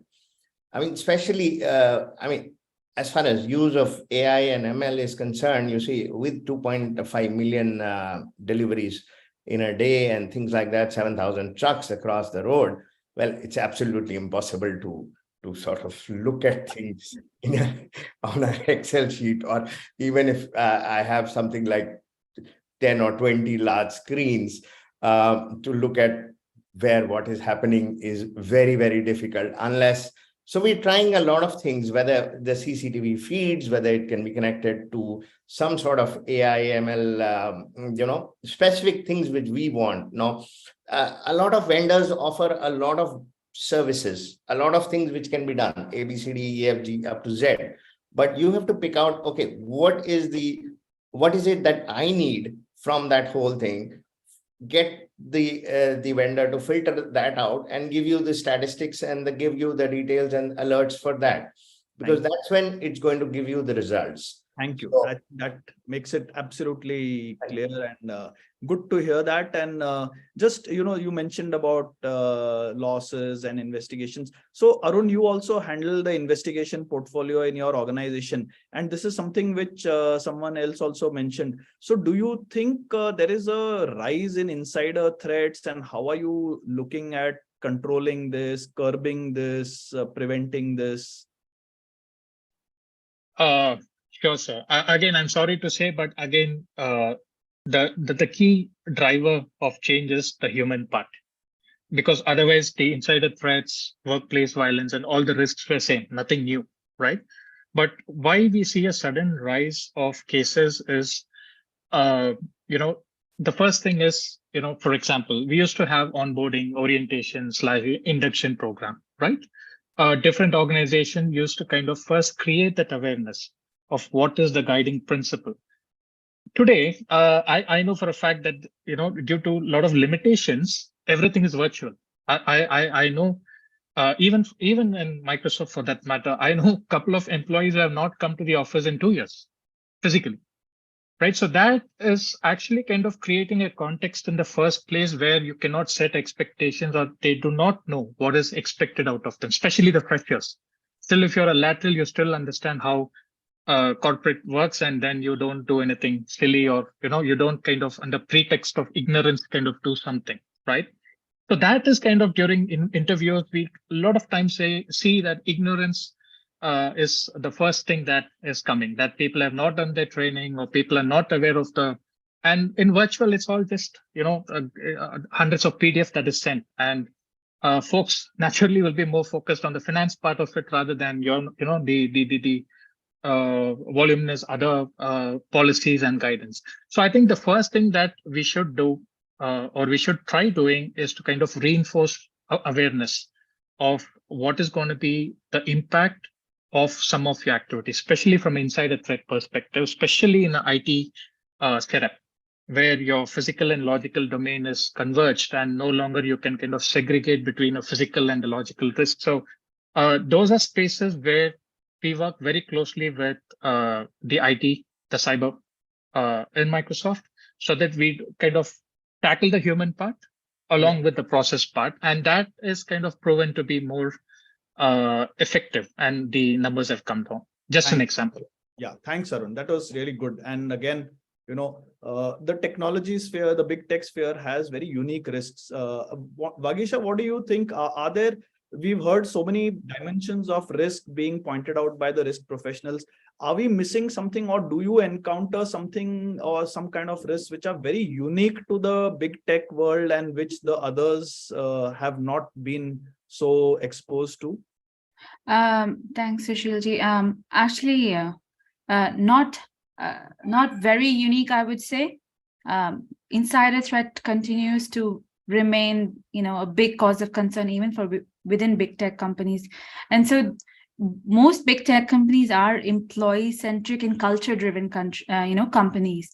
And right now, what in my observation and experience I'm noticing is that they're pivoting massively towards identifying and extending duty of care in this hybrid model of work and environment. And so reporting of incidents and as Suraj was mentioning, things happening at your home gets brought back to workplace, and employee behavior, those red flags, how we are partnering with our HR team, legal team to tackle all those workplace related threats and, those kind of risk aspects. We are continuing to see that as a sizable chunk. And I think we'll continue to see that in this coming few years. One other aspect I would quickly want to bring up is travel security. Risk management is back with a bang, thanks to, post-pandemic sort of like people literally going on revenge business travel. And so one big aspect that actually security operations team are focusing back again is to ensuring that their business travel is as secure, and how we are responding when they are facing those emergency, when they're traveling over there, because the expectation of an employee is whether I'm on site, off site, wherever am I, my company should be taking care of me. And so that duty of care is what we are looking massively at. Thank you. Thank you so much. And I had heard this term of revenge tourism coming into play. Revenge business travel. Thank you for articulating it. Yes, it's happening, but I'm glad somebody has actually brought up this term. So travel risk management is really important. Thanks. And Rajesh, there's one question for you, related to the emergency response from the security and loss prevention perspective. How has been your experience, or how do you perceive the concept of outsourcing some of this emergency response? Thanks, Sushil, sir. Just want to add one more thing. With I know a lot has been spoken on the risk. I think one of the risks which I see becoming more and more prevalent and dynamic is the social media related risk. Yeah. I was having a conversation with one of a very experienced person on this, and he said very important punchline that the social media fire can only be extinguished by social media water. Now that discussion can become a rabbit hole at times if you are trying to extinguish that. I think in the interest of time we'll but thank you for pointing out this very key risk of social media. Sachin, just wanted to hear from you very quickly in very brief that we've talked in the first panel about geopolitical alignment. Suraj also mentioned that this is one of the key risks. In your view, has this drastically affected the risk landscape in this region? Absolutely, Sushil sir. It's something that has had a significant impact on the overall security landscape within the region. Issues like China, Taiwan, North Korea, South Korea, Japan. And not only the issues within the region, but what's happening in Europe, in US, are having direct impact on things like supply chain, on information security. Just the interest of the time, I'm just going to use an example. So about a couple of weeks back, our business approached us and said that we are basically having close to $100 million worth of products loaded on containers. and waiting in the parking lots, just waiting for the vessels because the vessels are not available. And we were approached to secure those products. And the ask from the business was, can we get this done within 48 hours? That's just not going to happen. These are the kind of challenges that the security teams are now dealing with, that, we've got to be careful about the product, about the value, about the time, and provide those solutions to the business, at the same time ensuring minimum security requirements around CTPAT, AEO, and all those things are, still taken care of. So I would say, of course, definitely a major impact. Thanks, Sachin. And Suraj, 1 minute for you. Quick question. You identified a huge amount of risk. Do you see any changes in the way the intel that you acquire to identify these risks is changing? Yeah. So I just wanted to put it out with social media fire. I think everybody saw the social media water. It is very important to have a social media plan in place. Otherwise things goes off and everybody wants to have a field day for a issue. And then obviously there is a lot of law enforcement pressure as well. Anyways, to your point, sir, I think if security professionals / risk professionals want to be on the high table, you have to bring business to your organization. The only business we can bring to the organization is bringing actionable intelligence, which can be acted upon to ensure people safety, asset protection, no disruption to business. And we go one more step, we will give them actionable intelligence, which will help their business to grow. And if we are not in the driving seat of this ship, then probably will be dropped in the water very soon. Good. Thank you. Thank you. And that really says a lot to say that let's not focus on security risk intelligence. Let's focus on risk intelligence. And that is what Vagisha has also been stressing upon. You have been stressing upon. So thank you so much. I think there are lots of questions. We don't have time to take questions from the audience, but I'll request all the panelists to please take out some time and answer on the Q&A box wherever they have expertise in that particular field. And I don't want to take up the time of the next panel, but I do want a quick 10-second sound bite from each of you going round robin. Arun, anything? Quick one. Nothing in particular, sir. So things are dynamic. So we are all looking forward to see how it evolves, and then we have a new strategy and the structure in place. Thank you. That's very important. That's not nothing. That's really important. Sachin? I would say that, there are no new challenges. All the issues have always been there. They have evolved, and we as security professionals need to evolve. Right. That's dynamic. Yeah, Rajesh, anything? Last word? Yeah, no, I would say we need to target from security professional to business professional, stay closer to business, understand business so that you can secure that well. Yeah. Thank you. Vagisha, last take. Yeah, I just call out that let's not collect our leadership in one geography, diversify, trust them, and let's work on becoming business enablers. Thank you so much. Dr. Feroz?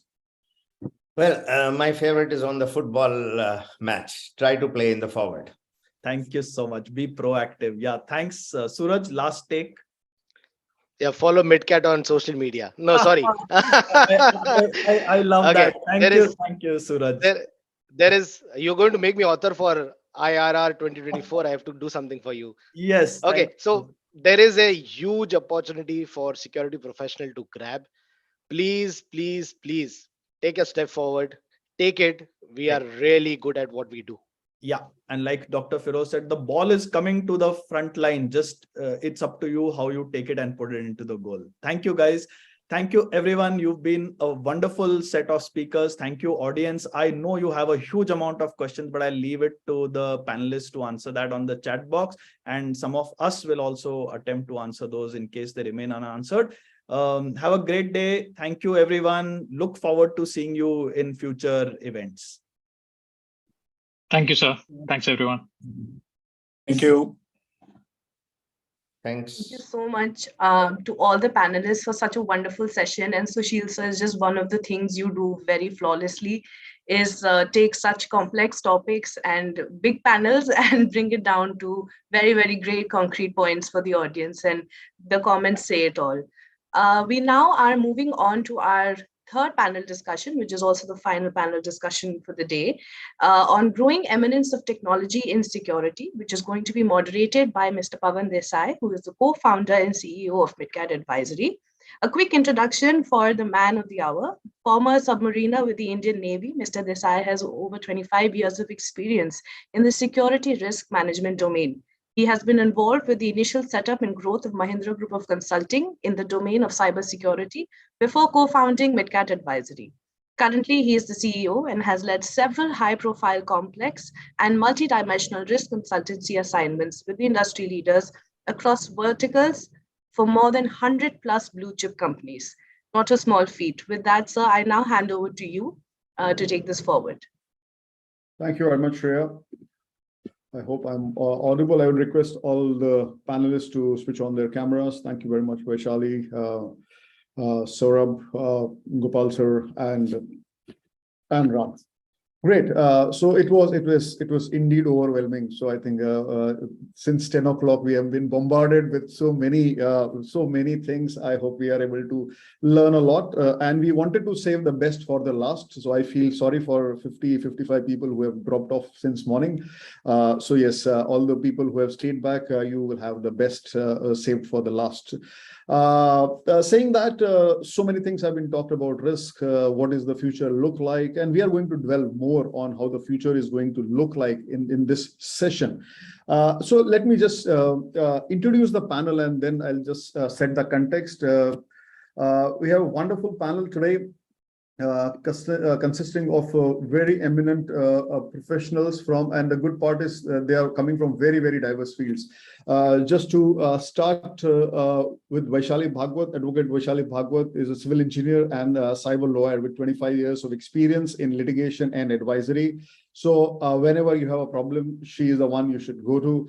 Heading a 50-year-old all-service law firm in Pune, Vaishali specializes in information technology, law, data protection, and privacy, which is going to be very, very crucial in coming times, and also commercial and civil laws. Gopal Chaudhary sir, I think we fondly called him as GPC, seasoned business continuity leader with the functional leadership experience and proven track record of management of enterprise risk, wide integrated corporate security as a business resiliency enabler, and is currently a senior vice president and chief group security officer at Vedanta Group. He's also a member of group executive committee of Vedanta Group, which is very, very rare for security professionals. I'll change that word to risk professionals. It is still very rare. He has been associated with the governing body of Rashtriya Raksha University and an institute of national importance, and doing some phenomenal work. We'll be hearing that during the session. Also, previously he has led equally large enterprises of Tata Steel and Wipro, and has worn multiple color uniforms in his earlier avatar. We have Saurabh Bareja. He is currently the director global physical security for Concentrix. He speaks very less, but when he speaks, he makes a lot of sense. He is truly an innovator, a solution-oriented and experienced senior security professional with 20 plus years of experience in security management. He has a proven track record of enabling work in challenging operational context.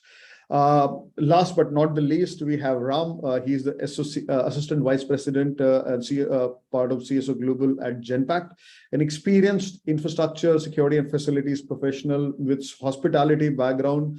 So we'll see all the polish and elegance when he speaks, with more than 2 decades of experience in IT, ITES and hospitality industry. Welcome everyone. With that, I would like to start this panel. Yes, we are just not on time, so we are fortunately we are not late. Usually third panels and last panels are usually late. We are not, so that's a great thing which has been done by earlier panel. So let me just take everyone into the future.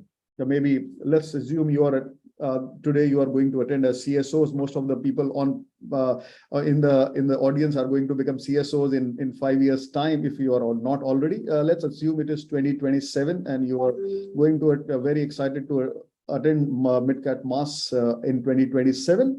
You are an early riser and pick up your phone, as we all have habit of waking up in the morning, and first thing is to check our phones, and suddenly get 4 phone calls from your security managers, which usually doesn't happen because you are running a very, very organized ship. And usually these kind of calls doesn't come to you, but it has come, and the security manager is frantic and he doesn't know how to explain. But he mentions that the robots which we have deployed for night guarding has attacked one of the workers, and he is in a fatal situation. And there is a huge strike situation, very, very volatile situation which has come up. And there goes your morning walk, morning jog, and morning cup of tea. And now you're thinking how to handle this, because this has never happened in last 2 years, which you have deployed. And the company from which you have taken robots have no idea why has this happened. They don't know whether it is in hacking, it has been hacked. They don't know what is the reason. And you don't know what is to be done. You know, as a CSO, you need to bring up for a very, very bad day in office. So you have a good quick shower, heavy breakfast, because you don't know next meal is going to come or not. And as you reach office at 10 o'clock, general counsel is running. Yes, I can see Vishal is giving a smile, running into you're not even settled in your room. And he says, we have a situation. There is a young lady which is complaining of a molestation done by one of your security managers, but in metaverse. And so we don't know what is to be done. This is the first time we are hearing that. We have no idea what is to be done. And you are also struggling to douse one fire. The second one has started. And you somehow manages to find good people, call up people, and you're just saying at 1 o'clock, just as you are taking lunch, a call comes to you from the secretary of MD that there is a panic situation. The MD was flying to Singapore and in a private jet, which was an autonomous plane, and it has been hijacked. And the vendors whom have provided the plane, their systems are hacked, and this person is now taken hostage in an enemy territory. What is to be done? And you again, as a good professional, says, let me see what I can do. And this is the day which goes on. It's a never-ending day for you, which is there. And at 6 o'clock, you got a call from your wife, which usually doesn't disturb you because now she has realized that you are busy in office, this thing, but she has given you 3 or 4 calls in the evening, and you pick up a call and says, I'm busy, a lot of things are happening. She says, put everything down and come home now, because 2 cybercrime professionals have come at home and they are accusing our son of using chatbot, the new one, which is the Chat GPT, and he has learned how to hack into the system, and he has taken money from certain accounts, and police has come and the cybercrime team has come, and I don't know what is to be done. Yes, I'm exaggerating a lot of things. In the future, this may happen, may not happen, but this we cannot, as risk professional, rule out the possibility of the future. And now I'll come back to 12th of Jan of 2023, and I'll say this is a journey which we are all going to have in next few years. But yes, it has to start small. So I'll start with Ram to the first thing that, yes, the future is going to be very different, dynamic. I'm not sure what I've said will happen or not happen, but what has changed, and the rate of change has been phenomenal, and the future is going to be even more faster.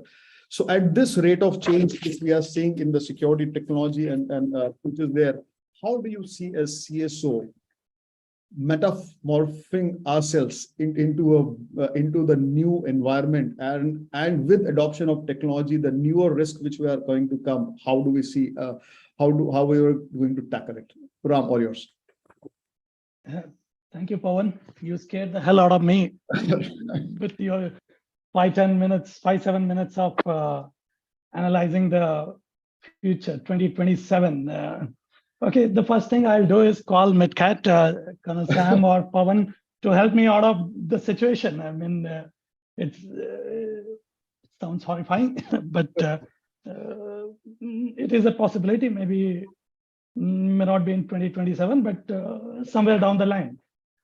So, good afternoon, everyone. And there is a great opportunity to enhance risk management with the digital capabilities. I mean, it has done a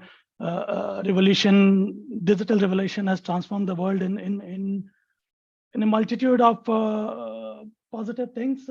At the same time, it has brought some inadvertently unexpected threats as well. And in today's date, the cloud computing, machine learning, artificial intelligence, all these things are blurring the lines between logical identity and physical identity.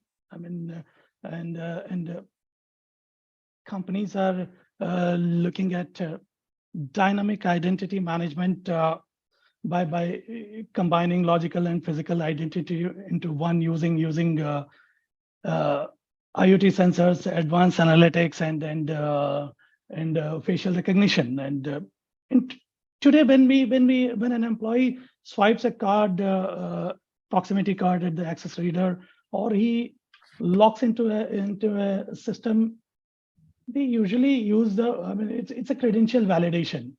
It is not an identity validation. So there is a scope. While we are far behind, still it's at a very early stage, and organizations are looking at and exploring the option in combining this thing. And when we talk about technology, the first thing that comes with respect to physical security, the first thing that comes to the mind is access control system and CCTV surveillance. While over the decade we have grown over, I mean, there has been a lot of enhancement in both this controls, which are very critical and fundamental for integrity of the buildings and ensuring safety and security of employees and assets. Well, there has been a lot of other areas as well, like identifying a person from a group of a large crowd of people. I mean, using facial recognition and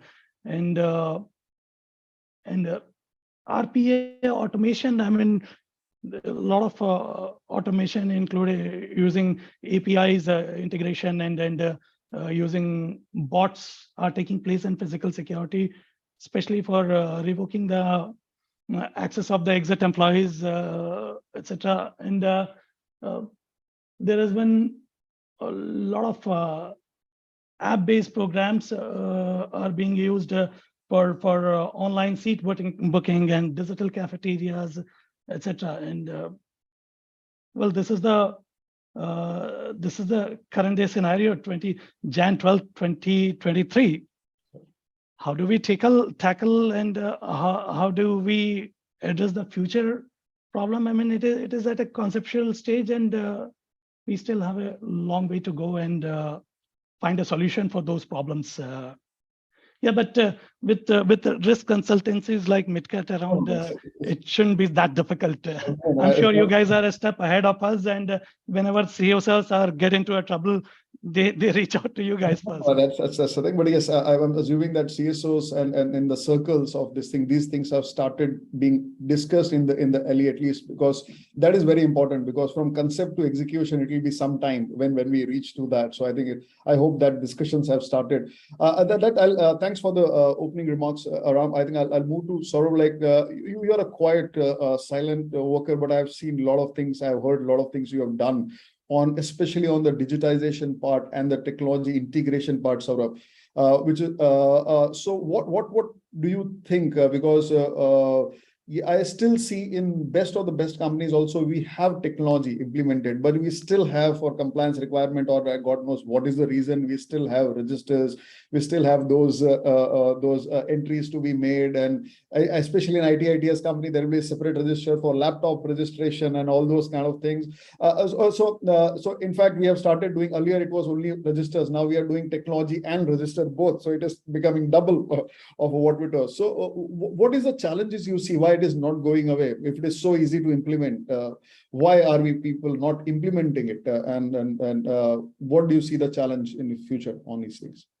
Okay, so honestly, Pawan, the way you started, if we really want to be there, be it 27 or 2030 or 2050, I think now is the time when we really need to start, right? And Is that coming our way, what you narrated? The answer is yes, right? No one can stop that coming our way, because that's how we've seen the evolution of the overall technology, right? In all the previous two panel discussions, none of the panel discussion was, none of the panelists, right? Every single panelist touched upon the technology aspect, right? All were from the security part, and everybody touched upon technology, right? So one is, we just cannot live without technology today, right? Now, embracing it, using it, I think there are multiple factors, right? One is obviously convenience, right? Convenience in form of who will make the entry, right? And then who takes the load of managing that data, right? Also depends on the person who's attending, the person who's coming in or walking in. If it is a security guard, then obviously one would prefer that, okay, just keep a register, and so that person makes the entry himself or herself. Now, whether that is legible, readable, that's a different scenario. But is there a tick in the box? Was visitor asked to make an entry for his laptop? The answer is yes, because it was ticked, right? Other way, right? A visitor walks in, there is a QR code scanner, he flashes the laptop, the entry is done, you're sorted, right? It sends an automated trigger to the host employee. Hey, your visitor is here, he's carrying a laptop, with instruction, ensure he does not plugs in. That's taken care of, right? Once you approve, a visitor badge is issued. You reach the reception, receive your visitor, take him to the meeting room, finish off your meeting. Visitor is logging out, right? So he obviously returns the badge. Again, a QR code scan done, your exit entry is done, and you're sorted. A message goes to both, hey, thanks for your visit. And you get to know that, okay, your visitor is done. And again, like Ram mentioned, right? Whenever we talk about technology and security, it's still very restricted to CCTV and access control, right? But honestly, when we look internally, right, because we deal with a lot of customers and clients, and then there are multiple audits that we face, right? These are certification audits, internal audits, external audits, and host of client audits. The data becomes very important part of it. The kind of data which is getting generated from all these aspects, right? How we are managing, utilizing, and maintaining that data is very important. And honestly, if we are able to actually utilize this entire data set, we can, I can say we can do wonders, and to a larger extent, we are doing wonders, right? I'll pick up a very, I'll not say a latest example, but yes, a recent example wherein when laptops or desktops were moving out of the organization, at that time, there was a rush because there was no time for anybody to say that, and because things have to move, right? And people have to start setting up their systems in their own houses. Things just went on and people just started moving. What was happening? A poor security guard was making a logbook entry, right? He kept making that logbook entry, every asset which was moving out, either a gate pass or a logbook entry. Future forward 6 months later, everybody realized, hey, where are my systems? Who's holding it? Right? What is the quantity a particular business is holding? What were the total number of assets which have gone out, right? Not saying that there were no records available, right? But who was able to provide that information upfront? A near real-time information was needed, right? What is the solution? Okay, put that in Excel. Okay, you've put that in Excel. Now you get 20 more requests. How to handle those addresses? Put them on a platform, right? Platform so that it is available for multiple people to access with their credentials, etc. Right? So, to sum up, is technology is a need of the hour. How soon we adopt is our purview, and at the end of the day, security in my perspective happens to be a sales guy. So unless you're able to sell your solution, I think we'll not be able to tell people to adopt technology. Sure. Okay. Thanks for that. Gopal sir, moving on to you. We have seen technology companies, smaller size companies, they move fast. They are agile, supposed to be agile. They can move very, very fast. They can replace systems because the sizes are much smaller, kind of thing. But you have worked with biggest of the bigs in your past and currently also. So the elephant moves slowly, and then it takes time on adoption, kind of a thing. But the nature of business which you are in, a lot of remote places, a lot of places where even human intervention is tough, kind of a thing. So the need is very, very real compared to more of an urban environment kind of thing. So what kind of, how do you make, I think more on a cultural side, how do you make the elephant dance? And you've done it multiple times. You have not done it once in Wipro, in Tata Steel, and in this environment. How do you look at that change? And what are the challenges you feel? Because a lot of people come from a manufacturing setup background, which is traditionally laggards. Supposed to be laggards, but technology is a leveler on that thing. So what are your thoughts on that, and how do we mitigate those challenges, sir? Thanks, Pawan. I hope I am audible. Yes, sir. Very much. Thanks a lot for providing me this opportunity. I've heard all the three panel discussions. I've also heard General Sudhir talking about the geopolitical risk. First of all, I must tell you that what the VUCA scenario you have, painted at the beginning of the discussion is nothing new. Yes, if you see even Sun Tzu in 544 BC, he has written in The Art of War that you can't stop enemies coming to you. You need to prepare yourself, make your position unassailable. So I'm talking about, this is what has been happening. I saw one of the comments of one of the participants that when need arises, human race finds an answer. So technology is like a fire. It's a very good servant and a very bad master. It becomes a very bad master in the hands of the terrorists, criminals, and people with deviant behavior. It's a very good servant when it comes to people with who utilizes that for medical, health, aviation, and all other progresses. And this war between criminals and law enforcement agencies, or good and bad, has been happening since the human race has evolved, and it would continue. Nothing is going to stop this. And it's a game of wit. Whosoever is smarter. Say, for example, before I tell you about how I make the elephant dance, or how exactly do I get what I get, look at the way Mumbai terror attack happened. How 10 people who were not trained in any armies, academies, or anywhere, they were just been trained by Lashkar-e-Taiba and couple of operators of ISIs. They carried out an attack. They came in a speedboat. They used Google Earth to navigate, came here, used satellite telephone to remain connected with their operators in Pakistan, even saw the photographs of commandos landing on the Taj Hotel, which was posted by one of the, one of the person who saw that, and they encountered those commandos. So they used Google Earth, they used VoIP, they used mobile phone, they used all the technology. They even saw the feed, and they carried out that attack and made us hostage for almost more than 60 hours. So it's a technology going into the bad hands, and they become the master. When it comes to corporation, understand this, that we have a given mandate, provide the competitive advantage by protecting our assets, our human resources, and reputation. And with that, if your strategy is aligned to that, I don't find any problem in getting the right resources. Say, for example, biggest stress that we find in a company like Tata Steel or Vedanta is supply chain.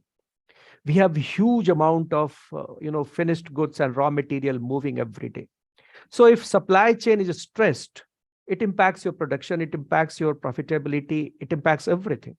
So anything that is being done, and I must tell you that Vedanta, Hindustan Zinc, has one of the best supply chain monitoring system that is basically, again, technology, and it is geofencing, and it is sensor, and it is GPS, and it is being monitored by somebody. And again, we have a response team. So when you align your mandate and the organizational mandate together, and when you are able to provide the benefit in terms of loss prevention, fraud prevention, and shrinkages prevention, money automatically comes to you. It doesn't come to you just because you want to buy a fancy technology, but you want to buy a technology to address a problem. So the moment, and who is the best seller? Like somebody said, you have to be a seller to sell your product. Who is the best seller? One who solves the problem.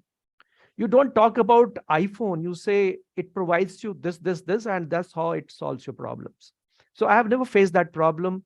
Huge amount of money for technology, Wipro, Tata Steel, even in Vedanta, because my entire technology plan are connected with the mandate that I have been given to deliver, and my entire security strategy is completely aligned to my requirement of technology. So I don't buy technology because it is being sold by Pawan, but I want some problem to be solved, and I ask Pawan to give me a solution. So this is number one.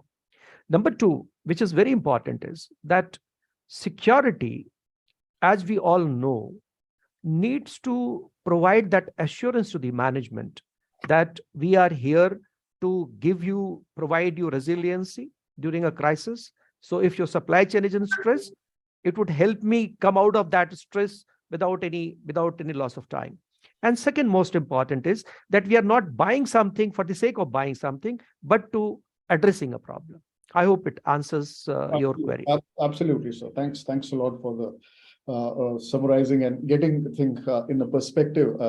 That moves to my to Vaishali. I think more for your because you get so many requests. Earlier it was more about IT security or IT incident kind of thing. Nowadays, I think it must be more about privacy issues and about a lot of other aspects. How do you see the whole landscape changing of the risk from a legal aspect and your views on that? Thank you, Pawan. First, let me say that you are a great storyteller. Oh, thank you. In this very complex picture that you painted, I could see the legal departments in that organization running sort of helter-skelter, trying to protect all the key officers from a pre-bail arrest. Because criminal laws are not going to change in the next 5 years. So we will have to deal with the same criminal legislation that we are dealing with right now, along with the civil legislation.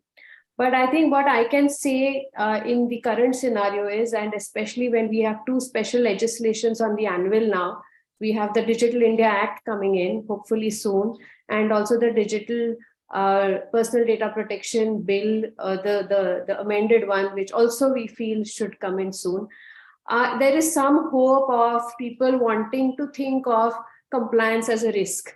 I say that because I've heard all the panel discussions till now. People are really not talking about compliance risk even today, because it doesn't really seem to be such a large risk, at least in the Indian context. It's always perhaps still an afterthought. When we're talking of compliance risk, when it comes to legislations from other jurisdictions, yes. When we're talking of GDPR, people are more vigilant, people are more careful about those risks, and proper steps are taken right from the conceptualization perhaps of a service or a product, where when we think of compliance risk in the Indian context, I'm not talking of highly regulated entities such as the financial sector, entities which come under SEBI or under the Payment and Settlement Systems Act. Those compliance risks are extremely large because they also operate at a level where those industries cannot do business if the compliance is not done. For other industries, compliance risks, as I keep saying, still are not really the highlight or a talking point. It's almost like like an also ran. Now, having said that, the Information Technology Act, which now will get replaced by the Digital India Act, but even today under 43A, the compliances have been very well defined. This is something that needs to be watched. The problem is with the implementation. The implementation scenario in India has been pretty dismal till date, which will sort of go away now with these incoming legislations. I'd also like to mention about the Supreme Court judgment, that the Puttaswamy, very famous judgment of a full bench, which affirmed privacy as a constitutional right, which now equips people like you and me as citizens in a better way to exert the right, which otherwise was not available. It was otherwise enshrined in what we called as a right to life. But today, every citizen of India is now empowered to claim its right of privacy, which includes data privacy and the personal and sensitive personal information that gets generated by a particular individual.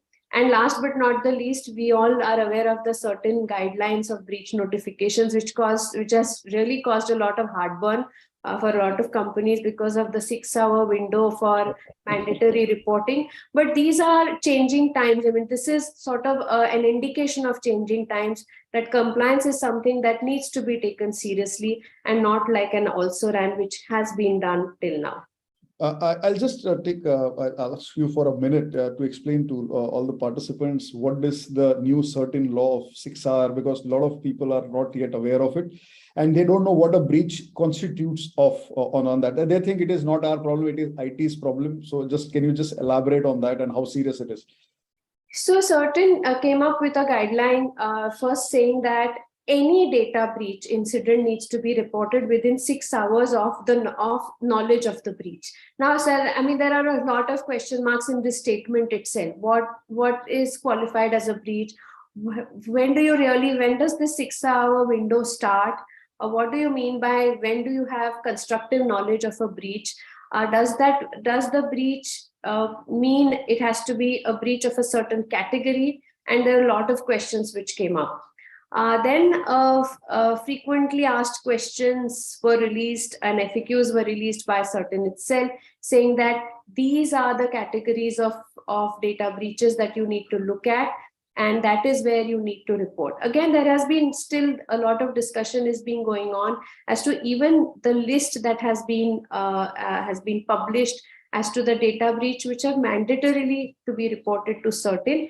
Is it humanly possible to do that? So obviously manual processes are completely going to fail.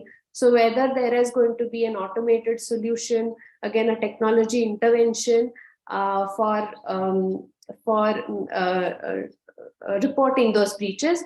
And then a follow-up question is, what is Certain going to do about all this data? And where does all this, is it going to come back to the industry in terms of a solution because of all these data breaches getting reported? So as I think there are more questions than answers to a certain guideline as of today. But it is a very draconian, I think, diktat which has come. We just reported one of the incidents, phishing, a small company like us, we reported an incident. Then we asked, what are you going to do to Certain? This is, you don't worry about that.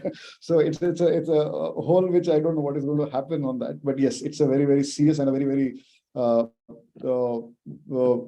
very, very elaborate thing which a lot of risk professionals need to be aware of on that, which is there. Yeah, thanks for the remarks. I'll just move on to Ram on this aspect. Like we have discuss about supply chain risk. Gopal sir, Vishali has talked about privacy risk. Now, as you were mentioning in your initial remark, also a lot of IoT implementation is happening and a lot of technology is getting automated, RPAs, and a lot of things are getting in the system. And most of them are with your kind of a company will be across the borders, across geographies, across regions. And everybody has different laws. How do you handle PII? How do you handle which is there? So how are you making sort of as a CSO, how do you adopt a technology? How do you take in data? What kind of storage of data? By an earlier session also we said by unknowingly also we might be breaching or the law of a certain regulation or a legislation or region kind of thing. So how do you take care of these kind of things in a large organization like yours? Pawan, a risk-based defense in-depth strategy needs to be applied with layers of security, that is people, process, and technology controls, and making sure that there's sufficient protection exists. I mean, to protect the environment. These are the fundamentals of the design architecture and the concept of zero trust built on it. Well, of course, the companies would apply a risk lens for all the digital initiatives and will continue to do so. But at the end of the day, it's the risk management and it's about balancing them against the business outcomes. Okay. Oh, thanks for that.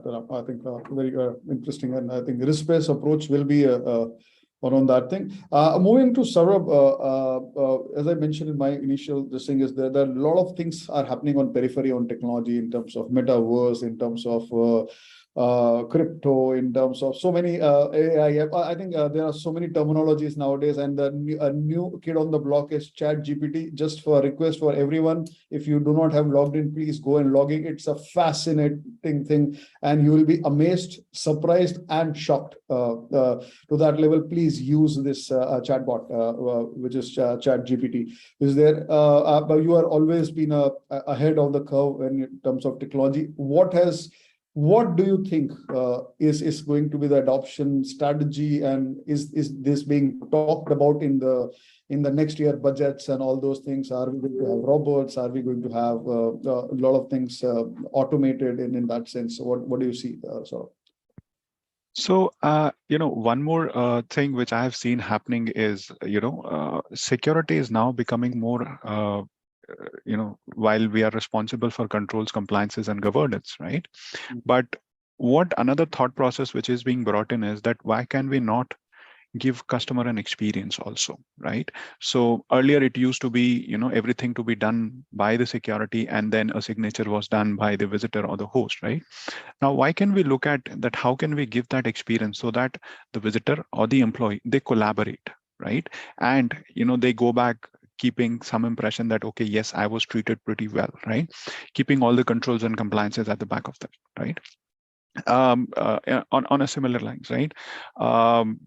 Is what we are trying to visualize right now. Is not that we have reached a solution on that level, but an employee who has forgotten his badge, he walks into the office.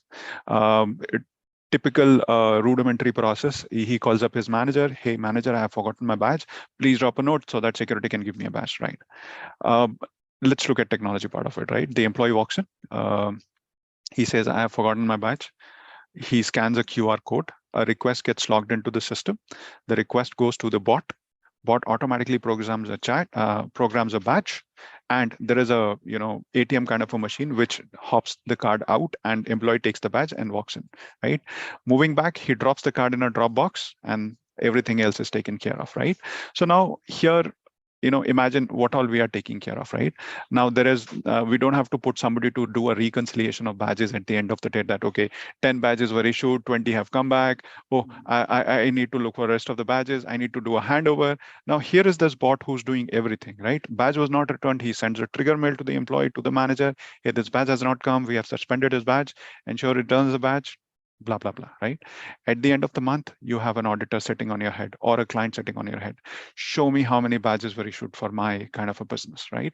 Hey, Mr. Auditor, here is my system. You can log in. Here is your login. You can check, scan, whatever you want to do, right? So that takes care of my entire gamut of this whole piece, right?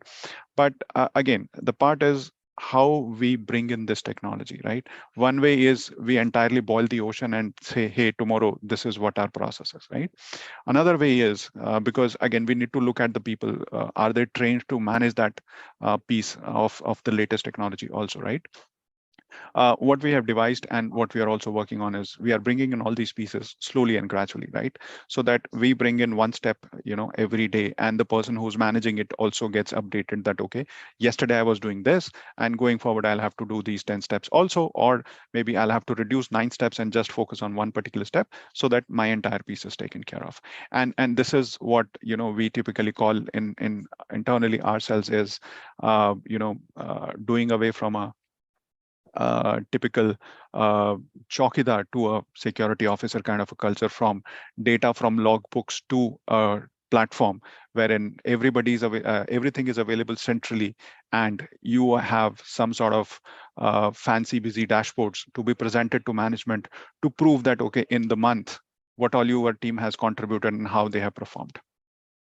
Great insight. I think like the statement of Chowkidar to security officer, everybody becoming that. So I think that's a great point.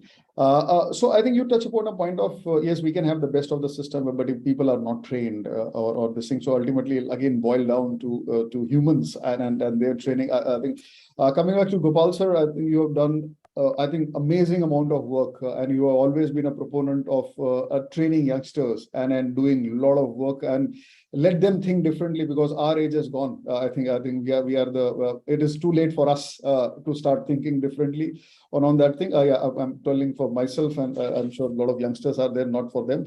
But sir, I think you're doing some revolutionary work in RRU and other places, kind of thing. So.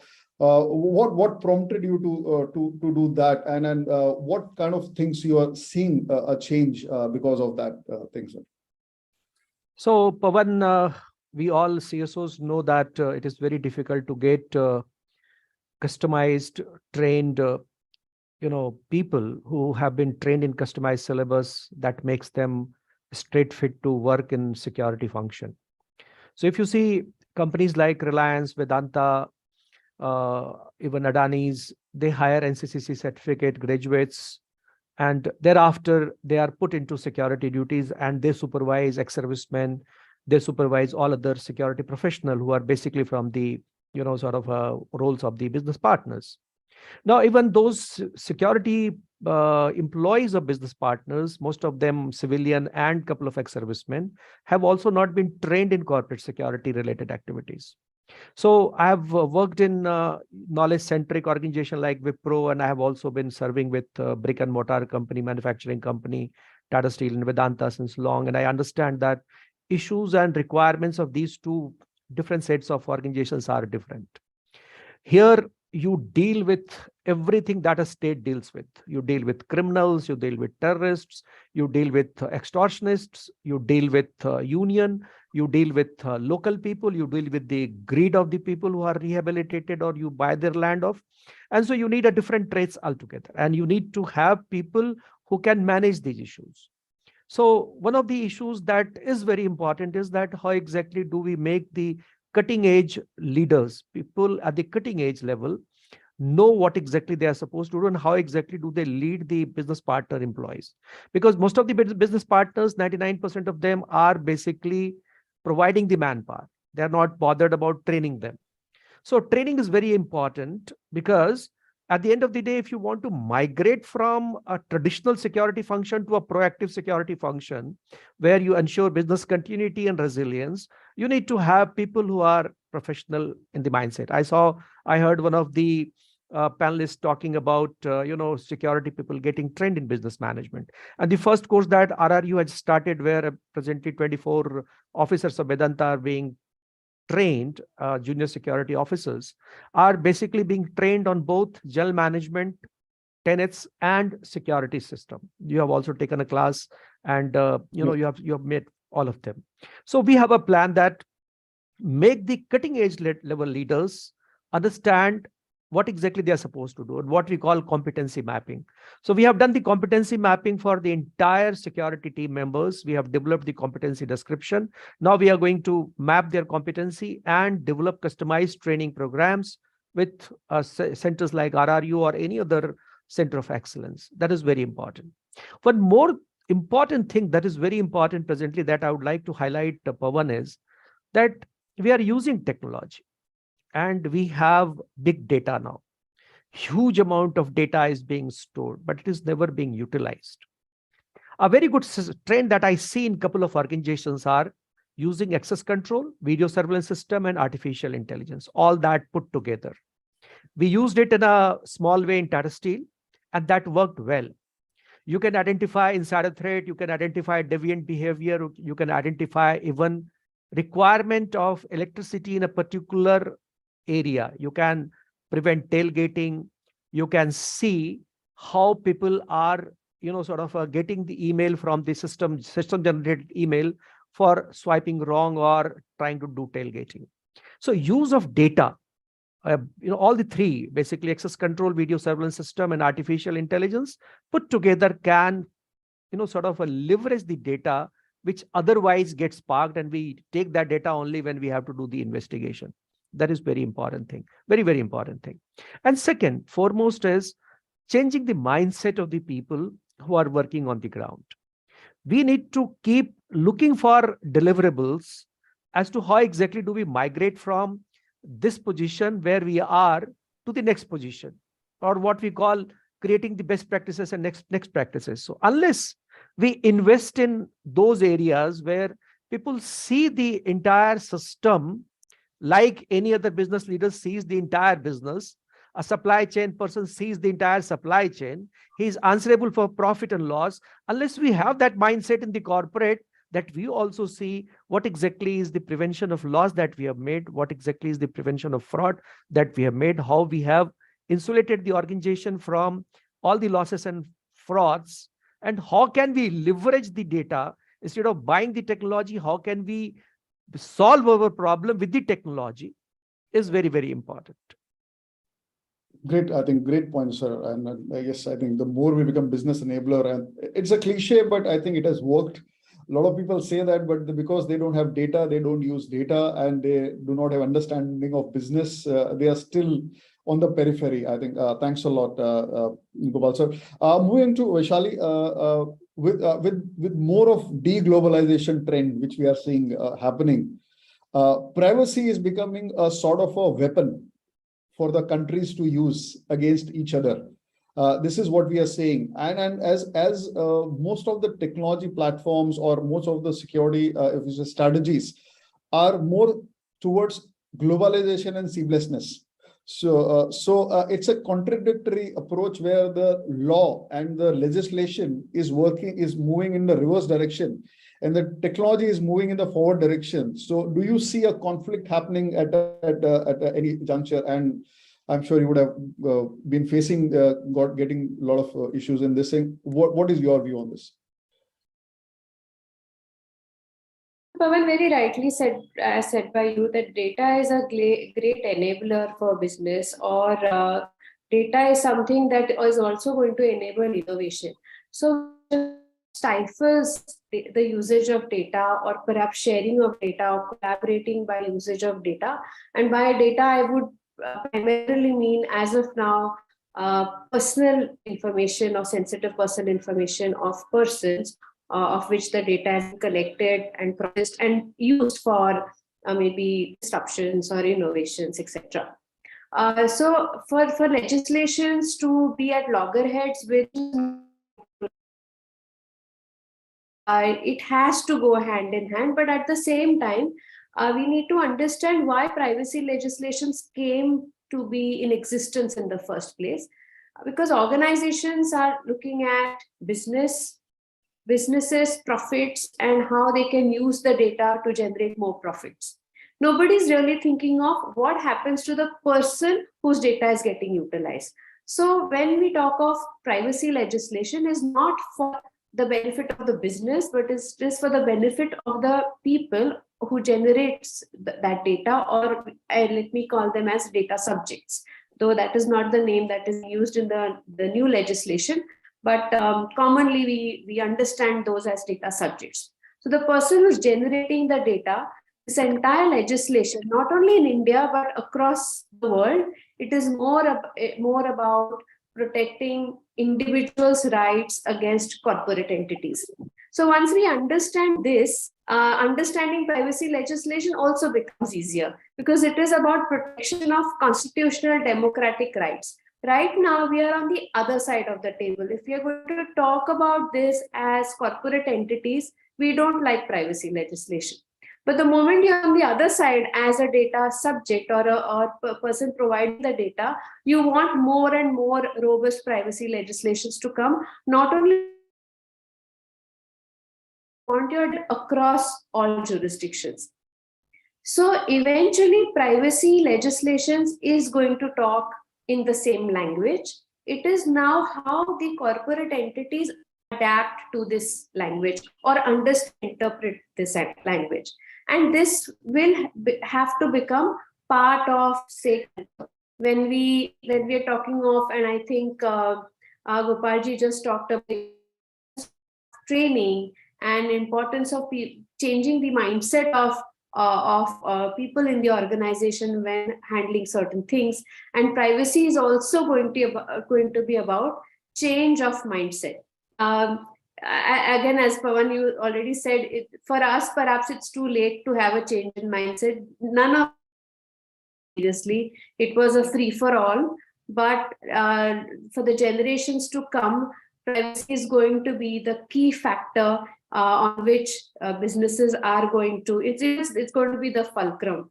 And organizations will have to fall in line to these legislations which cater to the constitutional and democratic rights of people who are offering their data.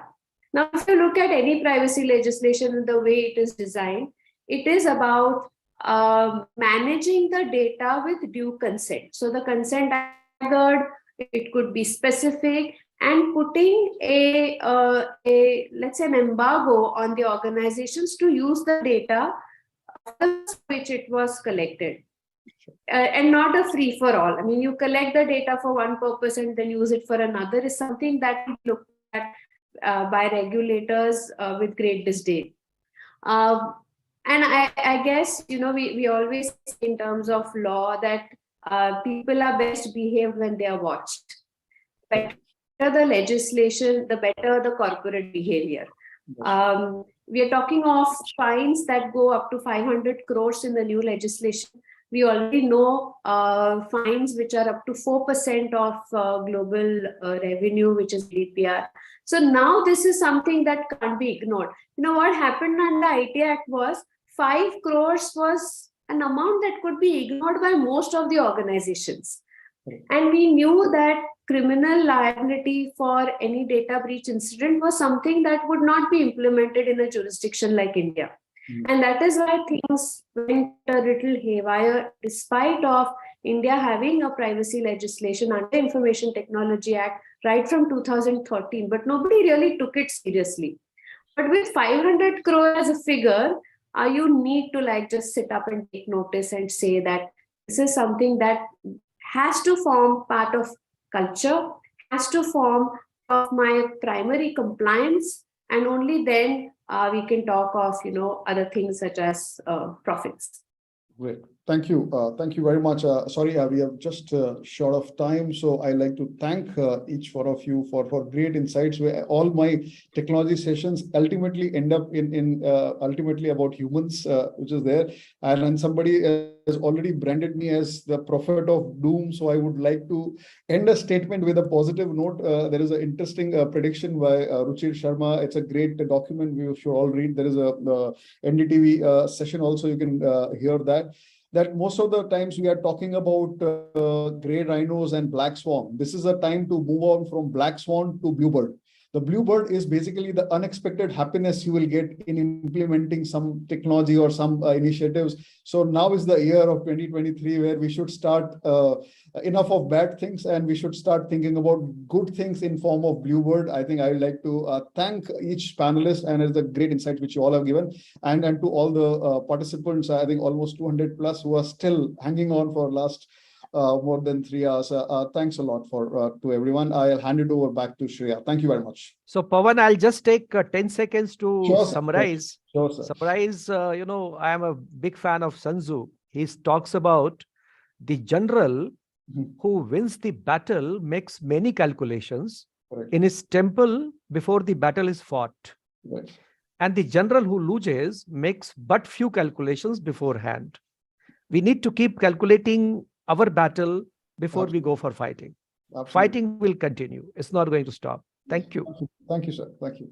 Thank you. And with digital transformation, I'm sure the CSOs and security leaders will be proactively able to mitigate all the risks which you have highlighted at the beginning of the panel discussion. Absolutely. Oh, I hope that. Yeah. Thank you. Thank you. Shreya, all yours. Thank you so much, sir. You truly did save the best for last. But the reason why people are hanging on is because the energy is so infectious, the way people have been interacting, participating. But just before we close, I would like to invite Aparna Gudar to sum up and give her closing remarks. Quick introduction. Aparna comes with over 18 years of experience, having worked in organizations such as the Citigroup, India Electronics and Semiconductor Association, and ISS Security Services. Aparna has extensive experience that ranges from risk analysis for mortgages in the banking sector, research initiatives in the semiconductor industry, risk monitoring, and spearheading the security advisory for the corporate sector. Currently, she is the Associate Director of Predictive Risk Intelligence Services at MitKat Advisory.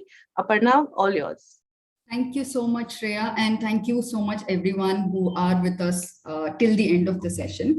I have been given this responsibility of summing up the entire session in just 5 minutes, which is going to be impossible with the kind of knowledge sharing that has happened today. But I would just like to inform all of you that this entire session is on YouTube, and we will also be preparing a report to capture the key takeaways of today's session. So in case you would want to have access to the same, please do reach out to Kunal Solanki. His email ID and number will be in the chat box. So I will have to speak very quickly because I have 5 minutes.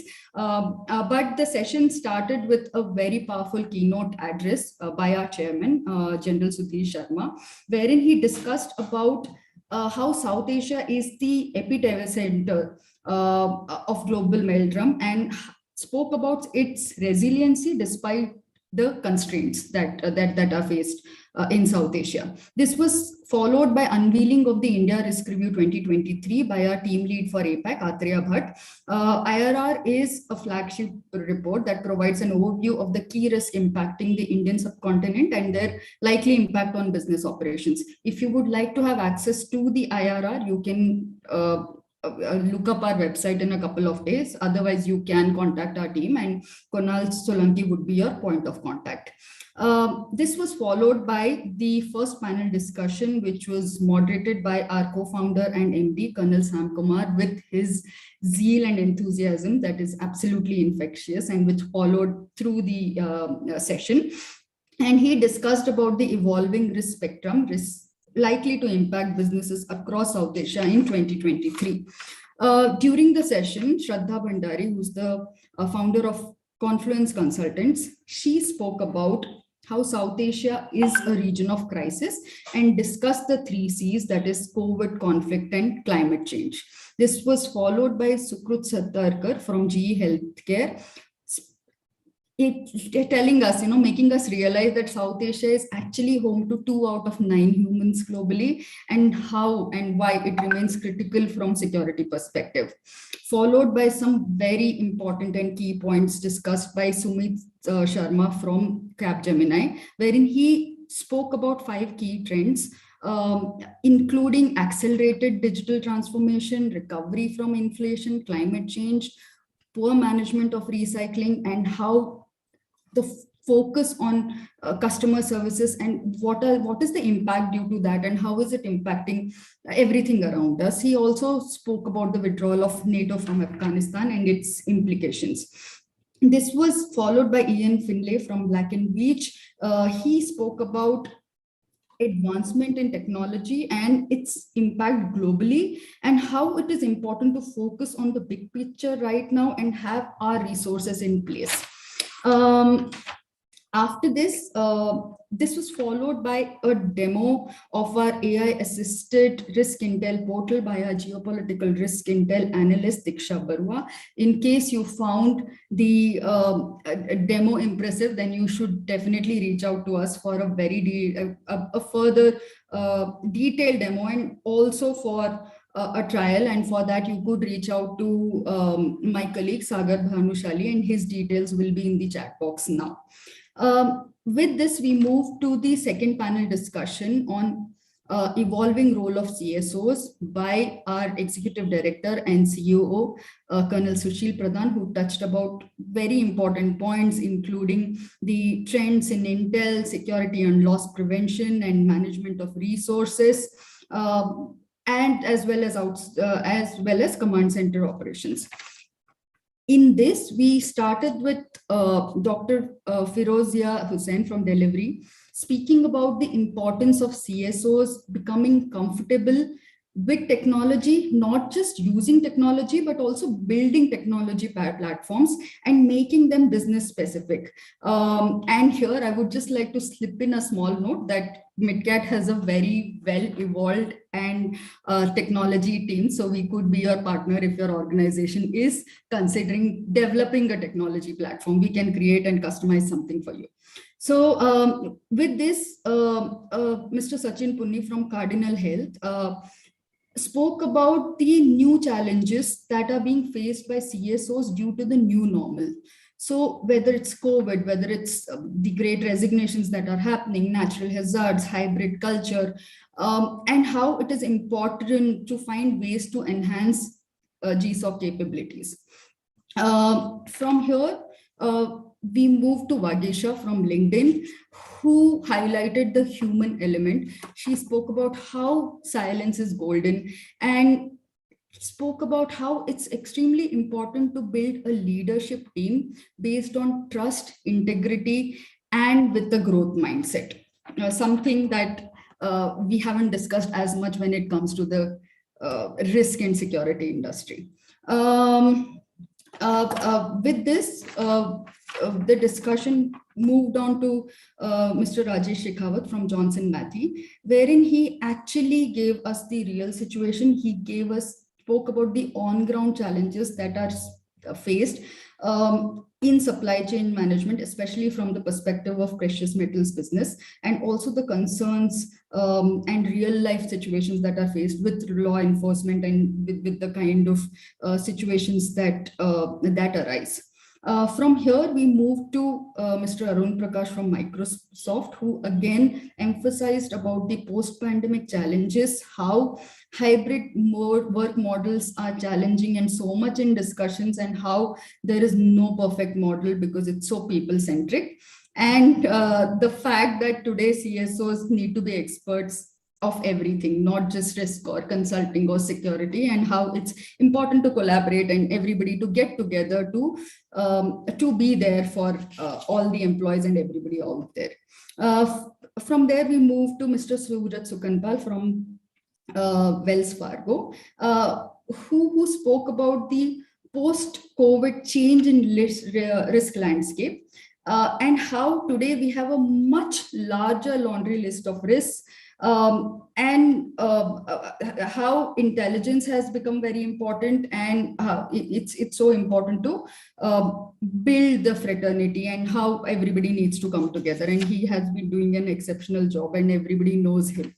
So from here, we move to the last panel discussion moderated by our co-founder and CEO, Commander Pawan Desai, who gave a very, very powerful starting note wherein he scared all of us with the scenario in 2027, which is actually happening today. So it's definitely much faster than we can imagine. And also on that note, since we are in this industry, we have been facing a lot of these situations. So how it was spoken multiple times, yes, please feel free to reach out to us.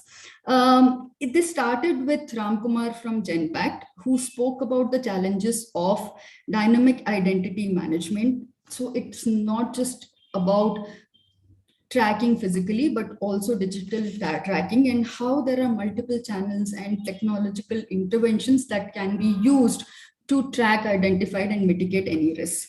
Saurabh Bareja from Concentric spoke about importance of creating a resiliency plan starting right now, how it is important to embrace technology, going paperless, and accepting the times we are in and moving forward and creating a plan for the future.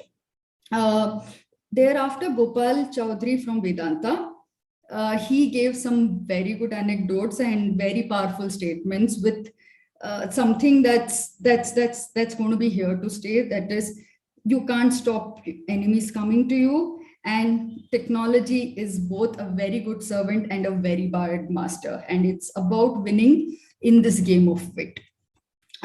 This was followed by Advocate Vaishali from Shinte and Associates, talking about criminal laws are not going to change in the next 5 years. So despite the new challenges that we are going to face, we have to make do with the existing criminal and civil legislatures. So that's the challenge we are going to face. So I think I have been able to manage to sum everything up in 5 minutes. On that note, I would like to thank you all for staying with us till the end of the session. A big thank you to all our panelists for taking out time from your busy schedules to share pearls of wisdom which are going to stay with us for a long time.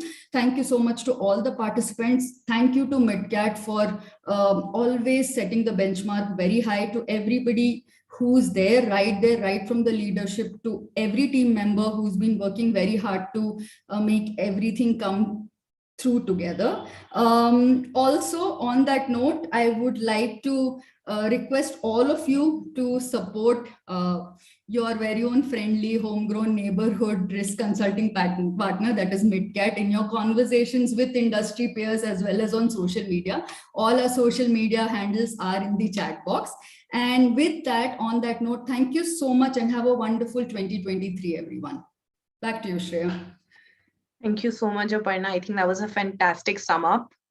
So many conversations. I would just like to thank our moderators, our speakers, and most importantly, I'd like to thank all those people who took our time and participated. It was so engaged and participative, infectious energy all the way. Apologies if your questions were not answered, but I would encourage you to connect with the panelists later, and maybe you can catch them to answer your questions later outside. Before we sign off, I'm happy to share that all the attendees will be receiving a certificate of participation. That's not all. MitKat always has something else up its sleeve. So we are also pleased to announce that our APAC Risk Symposium will be held on 2nd February, which is a Thursday.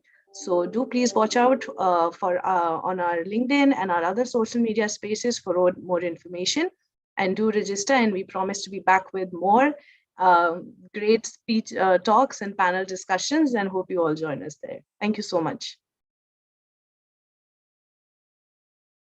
Thank you very much.